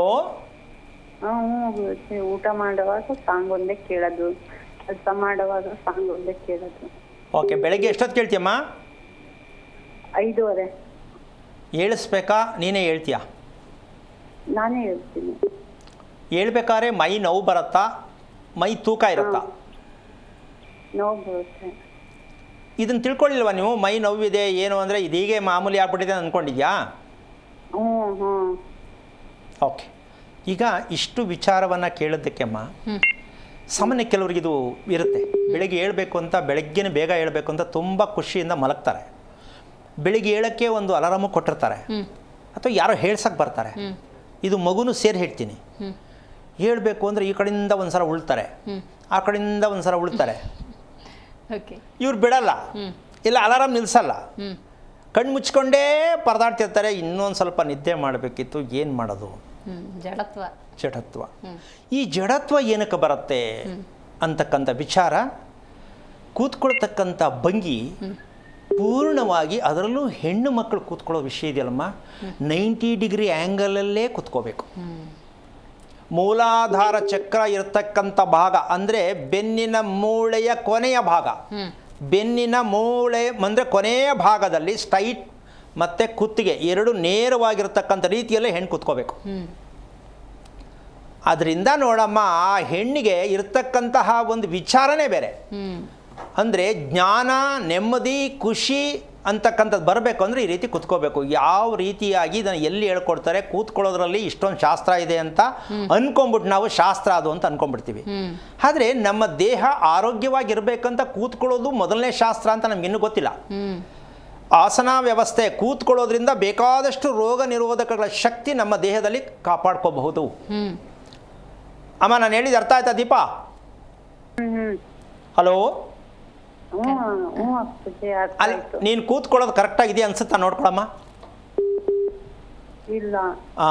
ಇದನ್ನು ಸ್ವಲ್ಪ ಸರಿ ಮಾಡ್ಕೋ, ಒಂದು ತಿಳ್ಕೊ. ಯಾಕೆ ಅಂದರೆ ಕೂತ್ಕೊಳ್ಳೋದ್ರಿಂದ ಮಗು ಆಗತ್ತಾ ಅಂತ ಹಗುರವಾಗಿ ತಗೊಳಕ್ಕೆ ಹೋಗಬೇಡ. ನಿನ್ನ ಮನಃಶಾಂತಿ ಬೇಕು ಅಂದರೆ ನೇರವಾಗಿ ಕೂತ್ಕೊಳ್ಳೋ ಅಭ್ಯಾಸ ಇರಬೇಕು. ಕುತ್ತಿಗೆ ಬಗ್ಗಿಸ್ಕೊಂಡು ಕೂತಿದ್ರೆ, ಮೊಬೈಲ್ ನೋಡಿಕೊಂಡು ಕುತ್ತಿಗೆ ಬಗ್ಸಿದ್ರೆ ನಂಬರ್ 1. ಮಕ್ಕಳು ಮೊಬೈಲ್ ನೋಡೋಕೆ ಕೊಟ್ಬಿಡ್ತಾರೆ, ಸುಮ್ಮನೆ ಸೈಲೆಂಟ್ ಆಗಿರಲಿ ಅಂತ. ಮಗು ನೋಡ್ಬೇಕಾದ್ರೆ ಕುತ್ತಿಗೆ ಬಗ್ಸಿರತ್ತೆ, ಉಸಿರಾಟ ಬ್ರೇಕ್ ಆಗುತ್ತೆ, ಮಗು ನಿಮ್ಮ ಮಾತು ಕೇಳಲ್ಲ. ಯಾಕೆಂದರೆ ಮಗು ಮೊಬೈಲ್ ನೋಡ್ತಾ ಇದೆಯಲ್ವಾ, ನನ್ನ ತಂಟೆಗೆ ಬರ್ತಾ ಇಲ್ಲ ಅಲ್ವಾ, ಹೆಂಗೋ ನೋಡ್ಕೊಳ್ಳಿ ಬಿಡು. ಆದರೆ ಆ ಮಗುಗೆ ಪದೇ ಪದೇ ಜ್ವರ ಬರೋದು, ಹಿಂಸೆ ಅನುಭವಿಸ್ತಕ್ಕಂಥದ್ದಕ್ಕೆ ಕತ್ತು ಎಷ್ಟು ಬಗ್ಸಿರುತ್ತೋ, ಅಮ್ಮ ನಮ್ಮ ಭೂಮಿ ಆಕರ್ಷಣೆಯ ಶಕ್ತಿ ಇದೆ. ಕತ್ತು ಯಾವ ಬಗ್ಗಿಸ್ತೀವಿ ಅದು ಎಳ್ಕೊಳ್ಳುತ್ತೆ. ನನ್ನ ಮಕ್ಕಳೇ ಆಗಿಲ್ಲ ಅಪ್ಪಾಜಿ. ಅಲ್ಲಲ್ಲ, ಒಂದು ನಿಮಿಷ ಅಮ್ಮ, ನೀನು ಫಸ್ಟ್ ಡಿಸಿಪ್ಲಿನ್ ತಗೋತಾ. ಎಂತೆಂಥದ್ದೋ ಮಗು ಬೇಕಾ, ಚೆನ್ನಾಗಿರೋ ಮಗು ಬೇಕಾ? ಚೆನ್ನಾಗಿರೋದು. ಎಂಥದೋ ಬೇಕಂದ್ರೆ ದೇವ್ರಿಗೆ ಅರ್ಕೆ ಕಟ್ಕೊಂಡು ಮಾಡ್ಕೊ, ಉರುಳು ಸೇವೆ ಮಾಡಿಬಿಟ್ಟು. ಮಗು ಹೀಗೆ ಇರಬೇಕು ಅಂದ್ರೆ ನಾನು ಹೇಳಿದ್ರೆ ಸ್ವಲ್ಪ ಫಾಲೋ ಮಾಡು. ಬಾಳೆ ಎಲೆಯಲ್ಲಿ ಊಟ ಮಾಡು, ಯೋಚನೆ ಮಾಡದೆ ಊಟ ಮಾಡು, ಬಾಯಿಯನ್ನು ತೆರೆಯದೇ ಊಟ ಮಾಡು. ಬಾಯಿಯನ್ನು ಓಪನ್ ಮಾಡಿ ಅಗಿಯೋದ್ರಿಂದ ಗಾಳಿ ಜಾಸ್ತಿ ಒಳಗೆ ಹೋಗೋದ್ರಿಂದ ನಿನಗೆ ಮೈಯೆಲ್ಲ ತುಂಬ ತೂಕ ಆಗುತ್ತೆ. ನಿನಗೆ ಎಲ್ಲ ಪ್ರಪಂಚಾದ್ಯಂತ ಇದು ಸುಮಾರು ಜನಕ್ಕೆ ಗೊತ್ತಿಲ್ಲ. ಮಾತಾಡ್ಕೊಂಡು ಬಾಯಿ ತೆರ್ಕೊಂಡಿದ್ರೆ ದೇಹ ತೂಕ ಆಗುತ್ತೆ, ಬೆಳಗ್ಗೆ ಹೇಳೋಕ್ಕಾಗಲ್ಲ, ಕೋಪ ಜಾಸ್ತಿ ಆಗುತ್ತೆ. ತಿಳ್ಕೊತಾಯಿ, ಒಳ್ಳೇದಾಗಲಿ. ರೇಣುಕಾ ಅಂತ ಕರೆ ಮಾಡಿದ್ದಾರೆ ಅರಸೀಕೆರೆಯಿಂದ. ನಮಸ್ಕಾರ ರೇಣುಕಾ ಅವರೇ. ರೇಣುಕಾ ಅವ್ರಿಗೆ ನಾನು ಮಾತಾಡೋದು ಕೇಳಿಸ್ತಾ ಇದೆಯಾ? ಓಕೆ, ಕರೆ ಕಟ್ಟಾಗಿದೆ. ಗುರುಗಳೇ, ಆಗಲೇ ನೀವು ಮಾತಾಡ್ತಾ ಇದ್ವಿ ವಿದ್ಯೆ ಅಂತ ಸಂದರ್ಭದಲ್ಲಿ, ಅಂದರೆ ಹೇಗೆ ಅದನ್ನು ಅಳವಡಿಸ್ಕೊಳ್ಳುವಂಥದ್ದು ಅಂತ. ಯಾವುದನ್ನ ಈಗ ಮಕ್ಕಳಿಗೆ ನೀವು ಹೇಳುವಂಥ ಪದ್ಧತಿಯನ್ನು ಹೆಂಗೆ ಅಳವಡಿಸ್ಕೊಳ್ಳುವಂಥದ್ದು? ಈಗ ಬೆಳಗ್ಗೆ ನಗಿಸೋದು ಅಥವಾ ನೀವು ಕೆಲವೊಂದು ಎಕ್ಸಸೈಸ್ ಅಂತ ಹೇಳ್ತಾ ಇದ್ರಿ, ಅಂದರೆ ಒಂದು ಪ್ರಕೃತಿ ದತ್ತವಾಗಿ ಅಷ್ಟೇ. ಈಗ ವಿಶಾಲವಾಗಿ ಮುಂದ್ಗಡೆ ಮೈದಾನ, ಪಾರ್ಕು ಇನ್ನೊಂದು ಕಡೆ ಇರುತ್ತೆ ಮನೆಗಳಲ್ಲಿ, ಪಾರ್ಕ್ ಕರ್ಕೊಂಡೋಗಿ ಓಡಿಸೋದು, ಜೊತೆಲಿ ಇವರು ಬೆಳಿಗ್ಗೆ ಮಗುಗೆ ಬೆಡ್ಡಿಂದ ಏಳ್ಸಿದ ತಕ್ಷಣ ನೀರು ಕುಡಿಸೋದು, ಕಾಫಿನೋ ಹಾಲೋ, ನಿಮ್ಮ ವೈಯಕ್ತಿಕವಾದ ವಿಷಯಗಳಿರುತ್ತೆ, ಅದನ್ನ ಮಗು ಕೊಟ್ಟು ತಾಯಿನೋ ತಂದೆ ಯಾರೋ ಒಬ್ರು ಒಂದಿನ ಅವ್ರು ಹೋಗೋದು, ಒಂದಿನ ಇವ್ರು ಹೋಗೋದು, ಇಬ್ಬರಿಗೂ ಒಳ್ಳೆ ರಿಲ್ಯಾಕ್ಸ್ ಆಗುತ್ತಲ್ವಾ. ಅಪ್ಪ ನೀನು ಮಾತ್ರ ಮಾಡಬೇಕು, ಅಮ್ಮ ನೀನು ಮಾತ್ರ ಮಾಡಬೇಕು, ಅದು ಹಾಕೋಬಾರ್ದು. ಇಬ್ರು ಹೆಂಗಿರುತ್ತೆ ಅಂದ್ರೆ, ನೀನು ಒಂದಿನ ಮಾಡು, ನಾನೊಂದಿನ ಮಾಡ್ತೀನಿ. ನಾವು ಅಪ್ಪ ಅಮ್ಮ ಇಬ್ರು ಜೊತೆ ಬರ್ತಾ ಮಕ್ಳು ಖುಷಿ ಆಗತ್ತೆ. ಸ್ಕೂಲಲ್ಲೂ ಮಾತಾಡ್ಕೋತಾರೆ ನಮ್ಮ ಅಮ್ಮನ ಜೊತೆ ಆಟ ಆಡಿದ್ರು ಅಂತ. ಮತ್ತೆ ಇವ್ರಿಗೂ ಎಷ್ಟು ಖುಷಿ ಆಗುತ್ತೆ, ಸಾಯಂಕಾಲ ತನಕ ನನ್ನ ಮಗು ಜೊತೆ ಆಟ ಆಡಬೇಕು ಅಂದಾಗ ಇವ್ರಿಗೂ ಖುಷಿ ಆಗತ್ತೆ. ಸೊ ಇದನ್ನ ಆ ಪ್ರಕೃತಿಯಲ್ಲಿ ಸಿಗ್ತಕ್ಕಂತಹ ಒಂದು ಇನ್ವಾಲ್ವ್ಮೆಂಟ್ ಯಾವ ಮಟ್ಟಕ್ಕೆ ತಗೊಂಡೋಗುತ್ತೆ ಅಂದ್ರೆ, ಸಾಯಂಕಾಲ ತನಕ ಬೇಜಾರು ಹತ್ರಕ್ಕೆ ಬರಲ್ಲ, ಚೈತನ್ಯವಾಗಿರ್ತವೆ. ಈಗ ಇದನ್ನ ಮೆಡಿಷನ್ ಮೂಲಕ ಪಡ್ಕೋತೀನಿ ಅಂದ್ರೆ ಸತ್ತಿರ್ತೀವಿ ಅಷ್ಟೇ. ರೈಟ್ ಗುರುಗಳೇ, ಮಾತಾಡ್ತೀನಿ. ರವಿಕುಮಾರ್ ಅಂತ ಕರೆ ಮಾಡಿದ್ದಾರೆ. ನಮಸ್ಕಾರ ರವಿಕುಮಾರ್ ಅವರೇ. ನಮಸ್ಕಾರ ಮೇಡಮ್. ಎಲ್ಲಿಂದ ಕಾಲ್ ಮಾಡ್ತಾ ಇದ್ದೀರಿ? ಮಂಡ್ಯದಿಂದ. ಓಕೆ, ಗುರುಗಳಿದ್ದಾರೆ, ಮಾತಾಡಿ. ಹಲೋ, ಹರಿವಂ ಗುರುಗಳ. ನಾರಾಯಣ, ಹೇಳಿ ರವಿಕುಮಾರ್. ನಮ್ಮ ತಮ್ಮ ಬಗ್ಗೆ ಕೇಳ್ಬೇಕಾಯ್ತು. ಪುನರ್ವಸು ನಕ್ಷತ್ರ, ಮಿಥುನ ರಾಶಿ. ತಮ್ಮನಾ? ಚಿಕ್ಕಮ್ಮನ ಮಗ. ಎಷ್ಟು ವಯಸ್ಸು? 39 ಆಗಿದೆ ಗುರುಗಳ. ಏನಾಗಬೇಕು? ಮದುವೆ ವಿಚಾರನ ಕೇಳ್ಬೇಕಾಯ್ತು ಗುರುಗಳ. ಏನು ಮಾಡ್ತಿದ್ದಾನೆ ತಮ್ಮ? ಓದೆಲ್ಲ ಮುಗಿದಾಯ್ತು, ಅವನು ಹಸು ವ್ಯಾಪಾರ ಮಾಡ್ತಾ ಇದ್ದಾರೆ, ಸೀನಿಯರ್ಸ್. ಓಕೆ, ಮದುವೆ ನೀವು ಮಾಡಬೇಕು ಅಂತನಾ ಅವ್ನು ಮಾಡ್ಕೋಬೇಕು ಅಂತ? ಯಾವುದು ಇಷ್ಟ ಜಾಸ್ತಿ? ನಿಮ್ಮ ಇಷ್ಟ ಜಾಸ್ತಿನಾ ಅವನ ಇಷ್ಟ ಜಾಸ್ತಿನಾ? ಈಗ ಅವನೇ ಮಾಡ್ಕೋಬೇಕು ಅಂತ. ಯಾವಾಗ ಬಂತಿದ್ದು ನಾನೇ ಮಾಡ್ಕೋಬೇಕು ಅಂತ ಅವ್ನ ಮನಸ್ಸಲ್ಲಿ? ಅದೇ ಒಂದು ಅವ್ರ ಅಮ್ಮ ಹಿಂಸೆ ಮಾಡ್ತಾವ್ರೆ, ಅವನು ಅಷ್ಟೊಂದು ಇದೇನು ಒತ್ತು ಕೊಡ್ತಾ ಇಲ್ಲ. ಅದನ್ನೇ ನಾನು ಹೇಳ್ತಾ ಇರೋದು. ಆಮೇಲೆ ನೀವು ಅವನ್ನ ಯಾವಾಗ ದಿನ ನೋಡ್ತೀರಾ, ಹೇಗೆ? ಇಲ್ಲ, ಅವಾಗವಾಗ ಒಂದು ವಾರಕ್ಕೆ 15 ದಿವಸ ಹೋಗ್ತಾ ಇರ್ತೀನಿ ನಾವು ಕಡೆ ಮನೆ ಕಡೆ. ಸ್ವಲ್ಪ ಗಮನಿಸೋದೇ ಆದರೆ ಅವನ ಹಲ್ಲಿನ ಬಣ್ಣ ವೈಟ್ಗಿನ್ನ ಸ್ವಲ್ಪ ಡಲ್ ಆಗಿ ಒಂಥರ ಕಲರ್ ತಿರುಗಿರುವಂಥದ್ದು ಗಮನಿಸಿದ್ದೀರಾ? ಸ್ವಲ್ಪ ಅಷ್ಟೇ ಬೇಕಾಗಿತ್ತು. ಯಾಕೆ ಇದು ಅಂತ ಹೇಳಿದ್ರೆ, ಅವನಿಗೆ ಭಯ ಜಾಸ್ತಿ ಇದೆ ಮದುವೆ ಬಗ್ಗೆ. ಹೌದು, ಮದುವೆ ಬಗ್ಗೆ ಭಯ ಇದೆ. ಭಯ ಯಾಕಿದೆ ಅಂದರೆ, ನೀವು ಪರ್ಸ್ನಲ್ ಬೇಕಾದ್ರೆ ಅವನ್ನ ಕೇಳ್ಕೊಬೋದು. ಅವನಿಗೆ ಮೂತ್ರಾಂಗ ಸ್ವಲ್ಪ ಅವನಿಗೆ ತುಂಬ ಭಯವನ್ನು ಕೊಡ್ತಾ ಇದೆ. ಗುರುಗಳೇ, ಅವ್ನಿಗೆ ಇನ್ನೊಂದು, ಆ ಕೈ ಯಾವಾಗ್ಲೂ ಚಿಕ್ಕ ಹುಡುಗಂತವಿಂದನೂ ಈ ಇಲ್ಲಿವರೆಗೂ ಬೆವರ್ತಾನೆ, ಕೈ ಮಾತ್ರ ಬೆವರ್ತಾ ಇರ್ತದೆ ಯಾವಾಗಲೂ. ಅಣ್ಣ, ನಾನು ಹೇಳಿದ ಪಿಕ್ಚರ್ ನೋಡೋಣ, ನಿನಗೆಲ್ಲ ಸಿಕ್ಬಿಡುತ್ತೆ ರಿಸಲ್ಟು. ಹೌದು ಗುರುಗಳೇ. ಅವನಿಗೆ ಸುಮ್ಮನೆ ಜನರಲ್ ಆಗಿ ಮಾತ್ರ ನೇರವಾಗಿ ಕೇಳಕ್ಕೆ ಹೋಗ್ಬೇಡ, ಸುಮ್ಮನೆ ಫ್ರೆಂಡ್ಸ್ ಥರ ಕರ್ಕೊಂಡು ಹೋಗ್ಬಿಟ್ಟು ಈ ಥರ ಅಂದರೆ ಸ್ವಲ್ಪ ಹಿಡ್ದಂಗೆ ರಿಸರ್ಚ್ ಮಾಡ್ತಕ್ಕಂಥದ್ದು ಅಥವಾ ಉರಿ ಕಾಣ್ತಕ್ಕಂಥದ್ದು ತುಂಬ ಅಂದರೆ ಮರ್ತೋಗಿರ್ತಾನೆ ಅವನು ಕೆಲವು ಸಲ. ಆ ಮಟ್ಟಕ್ಕೆ ಅವ್ನು ನಡ್ಕೋತಾ ಇದ್ದಾನೆ. ಇದರಿಂದ ಅವನಿಗೆ ಮದುವೆ ಬಗ್ಗೆ ಯಾವ ಕಾರಣಕ್ಕೂ ಭಯ ಇರುತ್ತೆ ಹೊರತು ಮದುವೆ ಮಾಡ್ಕೋಬೇಕು ಅಂತ ಖುಷಿ ಆಗಲ್ಲ. ಮನಸ್ಸು ತುಂಬ ಕೆಡಿಸ್ಕೊಂಡಿರ್ತಾನೆ. ಖುಷಿಯಾಗಿದ್ದಾನೆ ಅಂತೀಯ ಅಣ್ಣ ನೀನು ಅವನ್ನ?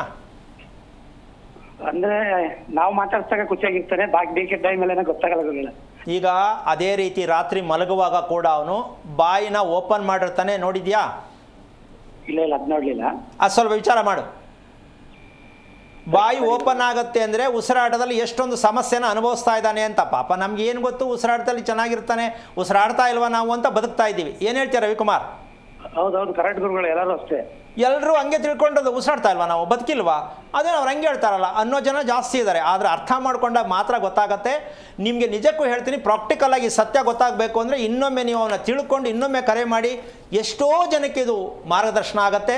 ದಯವಿಟ್ಟು ಬೇಜಾರು ಮಾಡ್ಕೊಳ್ಳೋದಲ್ಲ, ಮದುವೆ ಮಾಡೋದಲ್ಲ ಮುಖ್ಯ, ಅವನನ್ನು ಸರಿಯಾಗಿ ದೇಹ ಸ್ಥಿತಿಯನ್ನು ಅದು ಗಮನಿಸಿ ನಂತರ ಮದುವೆ ಮಾಡೋದು ಒಳ್ಳೆಯದು ಅಂತ ಅನ್ಕೋತೀನಿ. ಓಕೆನಾ? ಒಳ್ಳೆಯದಾಗಲಿ. ಓಕೆ, ಒಳ್ಳೆಯದಾಗಲಿ. ಓಕೆ, ಭರತ್ ಅಂತ ಕರೆ ಮಾಡಿದ್ದಾರೆ. ನಮಸ್ಕಾರ ಭರತ್ ಅವರೇ. ಭರತ್ ಅವರೇ, ಎಲ್ಲಿಂದ ಕಾಲ್ ಮಾಡ್ತಾ ಇದ್ದೀರಿ? ಭರತ್ ಅವ್ರಿಗೆ ನಾನು ಮಾತಾಡೋದು ಕೇಳಿಸ್ತಾ ಇದೆಯಾ? ಓಕೆ, ಸಂಪರ್ಕ ಸಾಧ್ಯ ಆಗ್ತಾ ಇಲ್ಲ. ಗುರುಗಳೇ, ಈಗ ವಿದ್ಯೆಯನ್ನು ಕೊಡ್ತಾ ಇದ್ದೀವಿ. ನೀವು ಹೇಳುವಂಥ ಮೂಲ ಶಿಕ್ಷಣವನ್ನು ಒದಗಿಸಿ, ಶಾಲಾ ಕಾಲೇಜು ಇವತ್ತು ತೀರಾ ಸಾಮಾನ್ಯ, ಅದನ್ನ ಕೊಡಿಸ್ಲೇಬೇಕು, ಅವರು ಒಂದು ಉನ್ನತ ಮಟ್ಟಕ್ಕೆ ಹೋಗಬೇಕು ಅನ್ನೋದಾದರೆ ಇವತ್ತು ವಿವೇಕ ಮರೆಯಾಗ್ತಾ ಇದೆ. ಅಂದರೆ ಇದು ಒಂದು ಕ್ವಾಲಿಟಿ ಅಂತ ಹೇಳ್ಕೊಬೋದು. ಒಬ್ಬೊಬ್ರದ್ದು ಒಂದೊಂದು ಕ್ವಾಲಿಟಿ ಇರುತ್ತೆ. ನನ್ನ ಮಗ ಎಲ್ಲ ಸರಿ, ಒಂದ್ರಲ್ಲಿ ಸರಿ ಇಲ್ಲ, ಎಲ್ಲ ಸರಿ, ಒಂದು ಸರಿ ಇಲ್ಲ. ಆ ಒಂದೇ ತಾನೇ ಇರೋದು ಪ್ರಾಬ್ಲಮ್ಮು. ಏನು, ಒಬ್ಬರಿಗೆ ಧೈರ್ಯ ಬೇಕು, ಹೌದು, ಒಬ್ಬರಿಗೆ ಯಾವಾಗ ಖುಷಿಯಾಗಿರಬೇಕು, ಒಬ್ಬರಿಗೆ ಮನೆ ಬಗ್ಗೆ ಅಥವಾ ಅವನ ಬಗ್ಗೆ ವೈಯಕ್ತಿಕವಾಗಿ ತುಂಬ ಚೆನ್ನಾಗಿ ಜವಾಬ್ದಾರಿ ಬೇಕು. ಹಲವಾರು ರೀತಿಯ ವಿಚಾರಗಳು ಇರ್ತಾ ಬರ್ತಾ ಇದೆ. ಇಲ್ಲಿ ಒಂದೇ ವಿಷಯ ಅಮ್ಮ, ಜ್ಞಾಪಕ ಶಕ್ತಿ ಯಾರಿಗಾದರೂ ಆಗಲಿ 95% ಜ್ಞಾಪಕ ಶಕ್ತಿ ತುಂಬ ಕಡಿಮೆ ಇದೆ.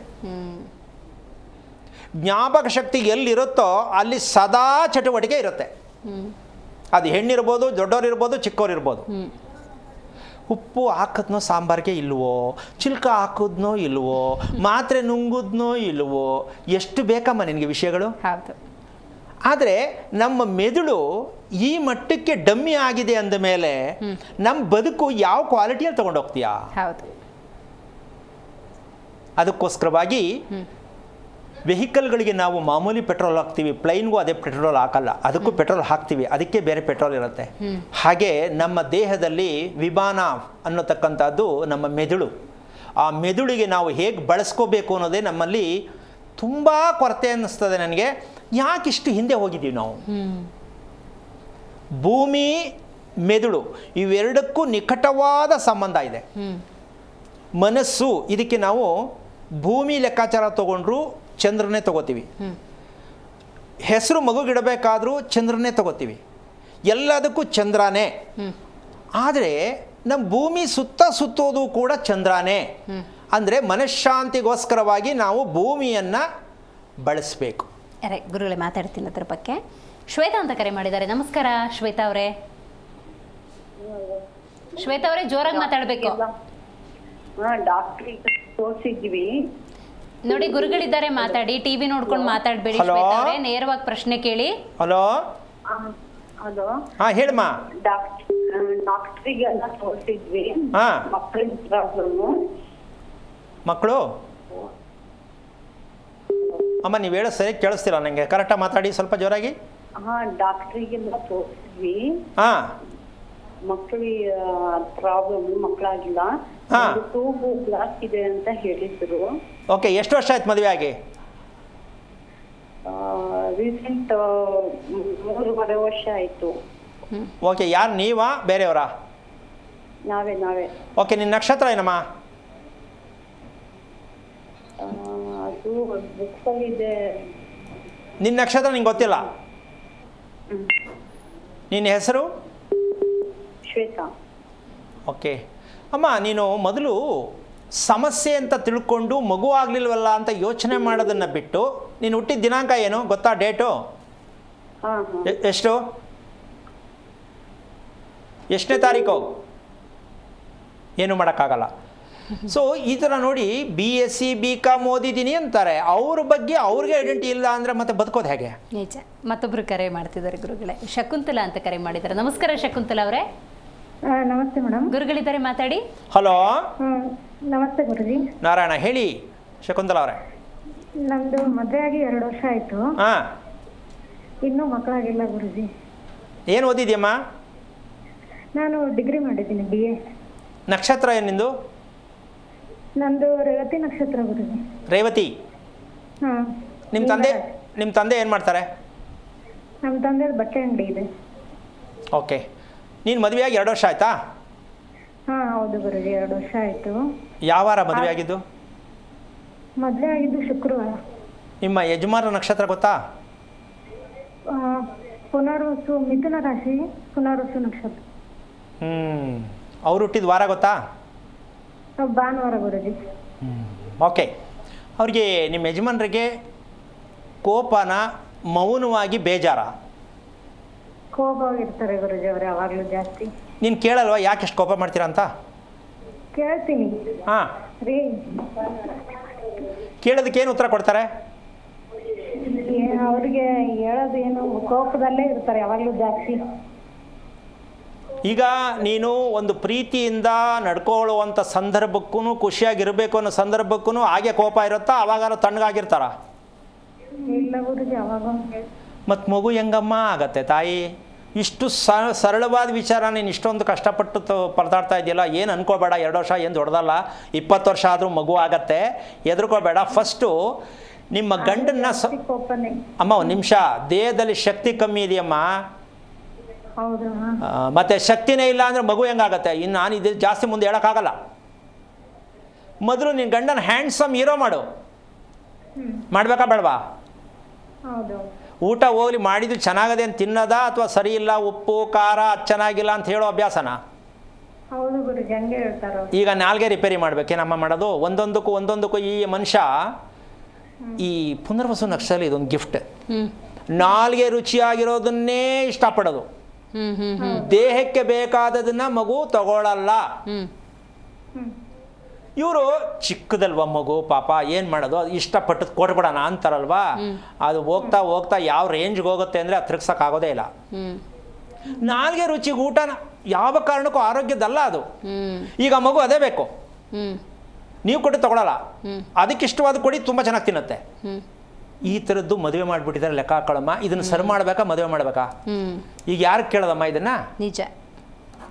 ಅವಾಗಲೇ ಒಂದ್ಸಲ ನೀನು ತುಂಬ ತಮಾಷೆಗಳಿದೆ, ನಾನು ತುಂಬ ಚೆನ್ನಾಗಿ ಜ್ಞಾಪಕ ಮಾಡ್ಕೊಳ್ಳೋದು, ನನ್ನ ನಗು ಬರ್ತಾ ಇರ್ತದೆ.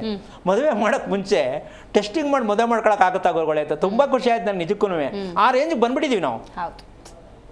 ಅಲ್ಲ, ಎಲ್ಲದಕ್ಕೂ ಟೆಸ್ಟಿಂಗ್ ಮಾಡೇ ಪಡ್ಕೋತಾ ಇದ್ದೀವಿ. ಅಲ್ಲಿ ಟೆಸ್ಟಿಂಗ್ ಮಾಡಿ ತಪ್ಪೇನು? ಏನು ಹೇಳ್ತೀಯಮ್ಮ? ಸೊ ಹಾಗಾಗಿ ನೀನು ಯೋಚನೆ ಮಾಡೋದನ್ನು ಬಿಟ್ಟು ನಿನ್ನ ಗಂಡನ ತಯಾರಿ ಮಾಡ್ತೀನಿ ಅನ್ನೋದಾದರೆ ಹೇಗಾದರೂ ಮಾಡಿ ಶ್ರೀರಾಮ್ ಅಂತ, ಕೇಳಿಸ್ತಾ ಇದ್ದೀನಮ್ಮ? 108 ಸಲ ಶ್ರೀರಾಮ್ ಅಂತ ಬೆಳಗ್ಗೆ 5 ಗಂಟೆಗೆ ಎದ್ದು ಸ್ನಾನ ಮಾಡಿ ಆಮೇಲೆ ನೀನು ಹೆಂಗಿರಬೇಕು ಅಂದರೆ ನಾನು ಮದುವೆ ಆಗಿಲ್ಲ ಅಂತ ಅನ್ಕೋಬೇಕು. ಹಂಗಂತ ನಿನ್ನ ಗಂಡಿಗೆ ಹೇಳ್ಬೇಡ ನಾನು ಮದುವೆ ಆಗಿಲ್ಲ, ನಾನು ಇನ್ನೂ ಬ್ಯಾಚುಲರು, ನಾನು ಚೆನ್ನಾಗಾಗಬೇಕು, ನನ್ನ ಗಂಡನ ಚೆನ್ನಾಗಿ ನೋಡ್ಕೋಬೇಕು, ನನ್ನ ಗಂಡನ ತಯಾರಿ ಮಾಡಬೇಕು, ಶಕ್ತಿವಂತನಾಗಿ ಮಾಡಬೇಕು. ಇದೆಲ್ಲವನ್ನು ಮನಸ್ಸಲ್ಲಿ ಇಟ್ಕೊಂಡು ಖುಷಿಯಾಗಿ ಜಾಸ್ತಿ ಕೋಪ ಮಾಡಿದ್ರು ನೀನು ತಣ್ಣಗೆ ಮಾಡೋದು ಕಲಿಸು. ನೀನು ಕೋಪ ಮಾಡ್ತಾರೆ ಅಂತ ನೀನು ಸೈಡ್ಗೆ ಹೋಗ್ಬಿಡ್ಬೇಡ. ಅರ್ಥ ಆಯ್ತಾ? ಬಾಳೆ ಎಲೆಯಲ್ಲಿ ಊಟ ಮಾಡೋಣ ರೀ ಅಂತ ಇಬ್ಬರು ಬಾಳೆ ಎಲೆ ಅಂದರೆ ನೀನು ಬೆಳಗ್ಗೆದು ಮಧ್ಯಾಹ್ನ ಸಂಜೆ ತಿಂದರೆ ಜೀವಮಾನದಲ್ಲಿ ಚೆನ್ನಾಗಿರೋ ಮಗುನೂ ಹುಟ್ಟಲ್ಲ. ಯಾವಾಗ ಫ್ರಿಡ್ಜಲ್ಲಿ ಇಟ್ಕೊಂಡು ತಿಂದ್ರಿ, ಬಿಸಿ ಮಾಡ್ಕೊಂಡು ತಿಂದ್ರಿ, ಜೀವನದಲ್ಲಿ ಏನೂ ಇಲ್ಲ, ಕೈಕಾಲೆಲ್ಲ ಅದರ್ತಾ ಇರ್ತದೆ. ಇದೆಲ್ಲ ಕ್ರಮ ತಿಳ್ಕೊಂಡು ಮದುವೆ ಮಾಡ್ಕೋಬೇಕಿತ್ತು. ಈಗಲೂ ಕಾಲ ಮಿಂಚಿಲ್ಲ. ಫಸ್ಟು ನೀನೇನು ಮಾಡು ಅಂದರೆ 108 ಸಲ ಶ್ರೀರಾಮ್ ಅಂತ ಬರೀ ಬೆಳಿಗ್ಗೆ ಯಾವ ಕಾರಣಕ್ಕೂ ಅದನ್ನು ಮರಿತಾ ಬಾ. ನಿನಗೊಂದು ನಿನ್ನ ಗಂಡನಲ್ಲಿ ಸಾಕಷ್ಟು ಚೇಂಜಸ್ ಗೊತ್ತಾಗತ್ತೆ. ಅವಕಾಶ ಆದರೆ ತಿಳ್ಕೊಳ್ಳೋಕೆ ಪ್ರಯತ್ನ ಮಾಡಿ, ಇಬ್ಬರು ತಿಳ್ಕೊಳ್ಳಿ, ಹೇಳ್ಕೊಡೋಣ. ಬೇಕಾದರೆ ಏನು ಯೋಚನೆ ಮಾಡಬೇಡ ತಾಯಿ, ಒಳ್ಳೇದಾಗಲಿ. ಓಕೆ, ವಿಮಲಾ ಅಂತ ಕರೆ ಮಾಡಿದ್ದಾರೆ. ನಮಸ್ಕಾರ ವಿಮಲಾ ಅವರೇ. ನಮಸ್ತೆ ಮೇಡಮ್. ಓಕೆ, ಗುರುಗಳಿದ್ದಾರೆ, ಮಾತಾಡಿ, ಪ್ರಶ್ನೆ ಕೇಳಿ. ಹಲೋ, ನಮಸ್ತೆ ಗುರುಜಿ. ನಾರಾಯಣ, ಹೇಳಮ್ಮ. ನನ್ನ ಮಗಳ ಬಗ್ಗೆ ಕೇಳಬೇಕಿತ್ತು. ಮಗು ಬಗ್ಗೆ? ನನ್ನ ಮಗಳ ಬಗ್ಗೆ. ಮಗಳು ಎಷ್ಟು ವಯಸ್ಸು? ಅವಳಿಗೆ 24 ವರ್ಷ. ಹಾಂ, ಏನು ಮಾಡ್ತಿದ್ದಾಳೆ? ಅವಳಿಗೆ ಸೆಕೆಂಡ್ PU ಪಾಸ್ ಆಯ್ತು. ಅವಳಿಗೆ ಓದಕ್ಕೆ ಇಷ್ಟ ಇಲ್ಲ ಅಂತ ಕಾಲೇಜ್ ಬಿಟ್ಟಿದ್ದಾಳೆ. ನಕ್ಷತ್ರ ಏನು? ಅವಳದು ಶತಭಿಷ ನಕ್ಷತ್ರ, ಕುಂಭರಾಶಿ. ಓಕೆ, ಕಾಲೇಜ್ ಬೇಡ ಅಂದ? ಅವಳಿಗೆ ಓದಕ್ಕೆ ಇಷ್ಟ ಇರಲಿಲ್ಲ, ಹಂಗಾಗಿ ಎಷ್ಟು ಕಷ್ಟಪಟ್ಟು ಅಷ್ಟು ಮುಂದುವರ್ತಿದ್ರು ಅಷ್ಟು. ಅಂದರೆ ಕಷ್ಟಪಟ್ಟು ನೀವು ತಳೆದ್ರಿ ಮುಂದಕ್ಕೆ? ಹೌದು ಸರ್, ಅವಳು ಓದಕ್ಕೆ ಇಷ್ಟ ಇರಲಿಲ್ಲ, ಹಂಗೋ ಅಷ್ಟಾರು ಓದ್ಲಿ ಅಂತ ಅಷ್ಟು ಮುಗಿಸಿದ್ರು. ಈಗ ನಿಮ್ಮ ಕತೆ ಏನು ಮುಂದಕ್ಕೆ? ಓದೋದು ಅಂದರೆ ಕೆಲಸ ಎಲ್ಲ ಸ್ಟಾಪ್ ಆಯಿತು, ಈಗ ಮುಂದೆ ಏನು ಮದುವೆನಾ ಅಂತಾನ ಏನು? ಹೌದು ಸರ್, ಮದುವೆ ಮಾಡಬೇಕು ಅಂತಿದೀವಿ. ಅಲ್ಲ, ಅಷ್ಟು ಸುಲಭವಾಗಿ ನೀವು ಮದುವೆ ಮಾಡೋಕ್ಕಾಗಲ್ಲ. ಏನಂತೀರಾ ಕೇಳಿ ನೀವು, ಇದ್ಯಾಕೆ ಹಿಂಗೆ ಅಂದ್ಬಿಟ್ರಲ್ಲ ಅಂತ. ಇಲ್ಲ ಹೇಳಿ ಸರ್, ಕೇಳಿಸ್ತೀನಿ. ಅದಕ್ಕೆ ನೀವು ಆ ಮಗು ಮಾತಾಡೋ ಮಾತಿದೆಯಲ್ಲ, ಎಷ್ಟು ಸ್ಪೀಡಾಗಿ ಮಾತಾಡ್ತಾಳೆ, ಒಂದ್ಸಲ ನಿಮ್ಗೆ ಗಾಬರಿ ಆಗಲ್ವಾ? ಹೌದು, ಆಗುತ್ತೆ. ಈಗ ಮದುವೆ ಮಾಡ್ಬಿಟ್ಟು ಏನು ಮಾಡ್ತಾರೆ, ತಿರುಗಿಸಿ ಹೊಡೆದ್ರೆ ಗಂಡನಿಗೆ ಏಟ್ನ ಓಡೋಗ್ಬಿಡ್ತಾನೆ ಅವನು. ಅಯ್ಯೋ ಏನು ಇವಳು ಹಿಂಗೆ ಮಾತಾಡ್ತಾಳಲ್ಲ ಅಂತ. ಅಂದರೆ ಇದಕ್ಕೆ ದೇಹಕ್ಕೆ ಹಿಡ್ದಿರ್ತಕ್ಕಂತಹ ಒಂದು ದೊಡ್ಡ, ಅದಕ್ಕೆ ಪ್ರೇತಾನೋ ಇನ್ನೊಂದು ಹೆಸರಿಡ್ಬೋದು, ಆ ಮಟ್ಟಕ್ಕೆ ಸಮಸ್ಯೆ ಇರುತ್ತಮ್ಮ. ತನಗೆ ಅರಿವಿಲ್ಲದ ರೀತಿಯಲ್ಲಿ ಮಾತಾಡೋದು. ಹೌದೌದು ಸರ್. ಈಗ ಇವರೇನೋ ಸಹಿಸ್ಕೋತಾರೆ, ಗಂಡನ ಮನೆಗೆ ಹೋದಾಗ ಹೆಂಗೆಂಗೆ ಬೇಕು ಹಂಗೆಲ್ಲ ಮಾತಾಡಿದ್ರೆ ಯಾರು ಸಹಿಸ್ಕೋತಾರೆ? ಈಗ ಮದುವೆ ಯಾಕಬೇಕಾಗತ್ತಲ್ಲಿ? ಅದಕ್ಕೆ ಒಂದು ಕೆಲಸ ಮಾಡಿ, ನಿಮ್ಮ ಯಜಮಾನ್ರು ಏನು ಮಾಡೋದು? ನಮ್ಮ ಯಜಮಾನ್ ರೈಲ್ವೆ ಡಿಪಾರ್ಟ್ಮೆಂಟ್ ಮನೇಲೇ ಇದ್ದಾರೆ. ನಿಮ್ಮ ಯಜಮಾನರಿಗೆ ಇದೆಲ್ಲ ಕೇಳಬೇಕು, ಮಕ್ಕಳ ಬಗ್ಗೆ ವಿಚಾರಗಳು ತಿಳ್ಕೊಬೇಕು ಅನ್ನೋ ಆಸಕ್ತಿ ಇದೆಯಾ? ಅಷ್ಟಕ್ಕಷ್ಟೇ ಸರ್, ಏನು ಆಸಕ್ತಿ ಇಲ್ಲ. ನೋಡಿ, ಇದು ಫಾರಿನ್ ಸ್ಟೈಲ್ ಕಲ್ಚರ್ ನಿಮ್ಮ ಯಜಮಾನ್ರ ಮನೆದು. ಏನಪ್ಪ ಅಂತಂದರೆ, ಯಾಕೆ ಅವೆಲ್ಲ ನಂಬಬೇಕು, ಯಾಕೆ ಅವೆಲ್ಲ ಮಾಡಬೇಕು, ಏನಾಗೈತಿ ಇವಾಗ ನಮಗೆ, ಈ ಮಟ್ಟಕ್ಕೆ ಮಾತು. ಹೌದು ತಾನೇ? ಹೌದು ಸರ್. ಅದಕ್ಕೆ ನೀವು ನಿಮ್ಮ ಯಜಮಾನ್ರನ್ನ ಸ್ವಲ್ಪ ಕನ್ವಿನ್ಸ್ ಮಾಡಿ ನೋಡಿ. ಒಂದು ಮಗು ಭವಿಷ್ಯ ಸರಿ ಮಾಡಬೇಕು ಅಂತಂದರೆ, ಆಮೇಲೆ ಜೊತೆಗೆ ಇನ್ನೊಂದೇನು ಅಂದರೆ, ನೀವು ಎಡೆ ಇಡೋ ಅಭ್ಯಾಸನಾ? ಹೌದು, ವರ್ಷಕ್ಕೊಂದ್ಸಲ. ಈ ಎಡೆ ಇಡೋ ರೊಟ್ಟೆಲಿ ಹುಟ್ಟೋದೇ ಶತಭಿಷ ನಕ್ಷತ್ರ. ನೀವು ಇದನ್ನೆಲ್ಲ ತಿಳ್ಕೊಂಡು ನಿಮ್ಮ ಯಜಮಾನ್ರ ಹೇಗಾರು ಮಾಡಿ ಕನ್ವಿನ್ಸ್ ಮಾಡಿ, ಇಲ್ಲ ರೀ ನಾವು ತಿಳ್ಕೊಳ್ಳೋಣ, ಹೆಂಗೆಂಗೋ ಮದುವೆನೂ ಮಾಡೋಕ್ಕಾಗಲ್ಲ, ಓದೋದು ನಿಂತಾಗಿದೆ, ನಿದ್ದೆ ಚೆನ್ನಾಗಿಲ್ಲ ಅವಳಿಗೆ, ಊಟ ಸರಿ ಕರಗಲ್ಲ, ಹೇಳಿದನ್ನು ಒಪ್ಕೊಳ್ಳಲ್ಲ, ಇಷ್ಟೆಲ್ಲ ಹಿಂಸೆ ಪಟ್ಟು ನಾವು ಮಗಳನ್ನು ಯಾವ ಕಡೆಗೂ ತಳ್ಳೋಕ್ಕಾಗಲ್ಲ, ಸರಿಯಾಗಿ ತಿಳ್ಕೊಳ್ಳೋಣ ಅಂತ ಆಸಕ್ತಿ ನಿಮ್ಮ ಯಜಮಾನ್ರಿಗೆ ಹೇಳಿ, ತಿಳುವಳಿಕೆ ಹೇಳಿ, ಶಾಂತ ರೀತಿಯಿಂದ ಮಗಳು ನೀವು 3 ಜನ ತಿಳ್ಕೊಳ್ಳೋದು ಆದರೆ ಬೇಕಾದ್ರೆ ಮಾಹಿತಿ ಕೊಡೋಣ ಅಂತ. ಶಾಸ್ತ್ರ ಕೇಳ್ತೀನಿ ಅಂತ ಬರಬೇಡಿ, ನಾನು ಶಾಸ್ತ್ರ ಹೇಳಲ್ಲ. ಅವಳಲ್ಲಿ ಇರ್ತಕ್ಕಂಥ ಸಮಸ್ಯೆ ಏನಾಗ್ತಾ ಇದೆ ದೇಹದಲ್ಲಿ, ಮನಸ್ಸಲ್ಲಿ, ಅದಕ್ಕೆ ತಂದೆ ತಾಯಿಯಾದವ್ರು ಏನು ಮಾಡಬೇಕು ಅದನ್ನು ಹೇಳ್ಕೊಡ್ತೀನಿ. ತಾಳ್ಮೆಯಿಂದ ಮಾಡ್ಕೊಳ್ಳಿ, ಮನೆಗೆ ಒಳ್ಳೇದಾಗತ್ತೆ. ಒಳ್ಳೇದಾಗಲಿ ತಾಯಿ. ಖಂಡಿತ ಗುರುಗಳೇ. ಇವಾಗ ನೀವು ಮಾತಾಡ್ತಿದ್ದ ಸಂದರ್ಭದಲ್ಲಿ ಒಂದು ಮಗುವಿನ ಉಸಿರಾಟ ಅಂದಾಗ ಶಾಖಯುಕ್ತ ಉಸಿರಾಟ ಅನ್ನೋದಿರಬೇಕು ಅನ್ನೋದನ್ನು ಉಲ್ಲೇಖ ಮಾಡ್ತಿದ್ವಿ. ನೀವು ಚಿತ್ರದ ಮೂಲಕ ತೋರಿಸಿದ್ರೆ ಸೂಕ್ತ ಅಂತ ಹೇಳಿದ್ರೆ ಅದನ್ನು ನಾವು ನೋಡುವಂಥ ಪ್ರಯತ್ನವನ್ನು ಮಾಡೋಣ. ಅದು ಹೇಗೆ ಅಂತ ಎಕ್ಸ್ಪ್ಲೇನ್ ಮಾಡ್ಬೋದು ಆ ಚಿತ್ರವನ್ನು? ಓಕೆ. ಖಂಡಿತ ಹೇಳಿ ಗುರುಗಳೇ.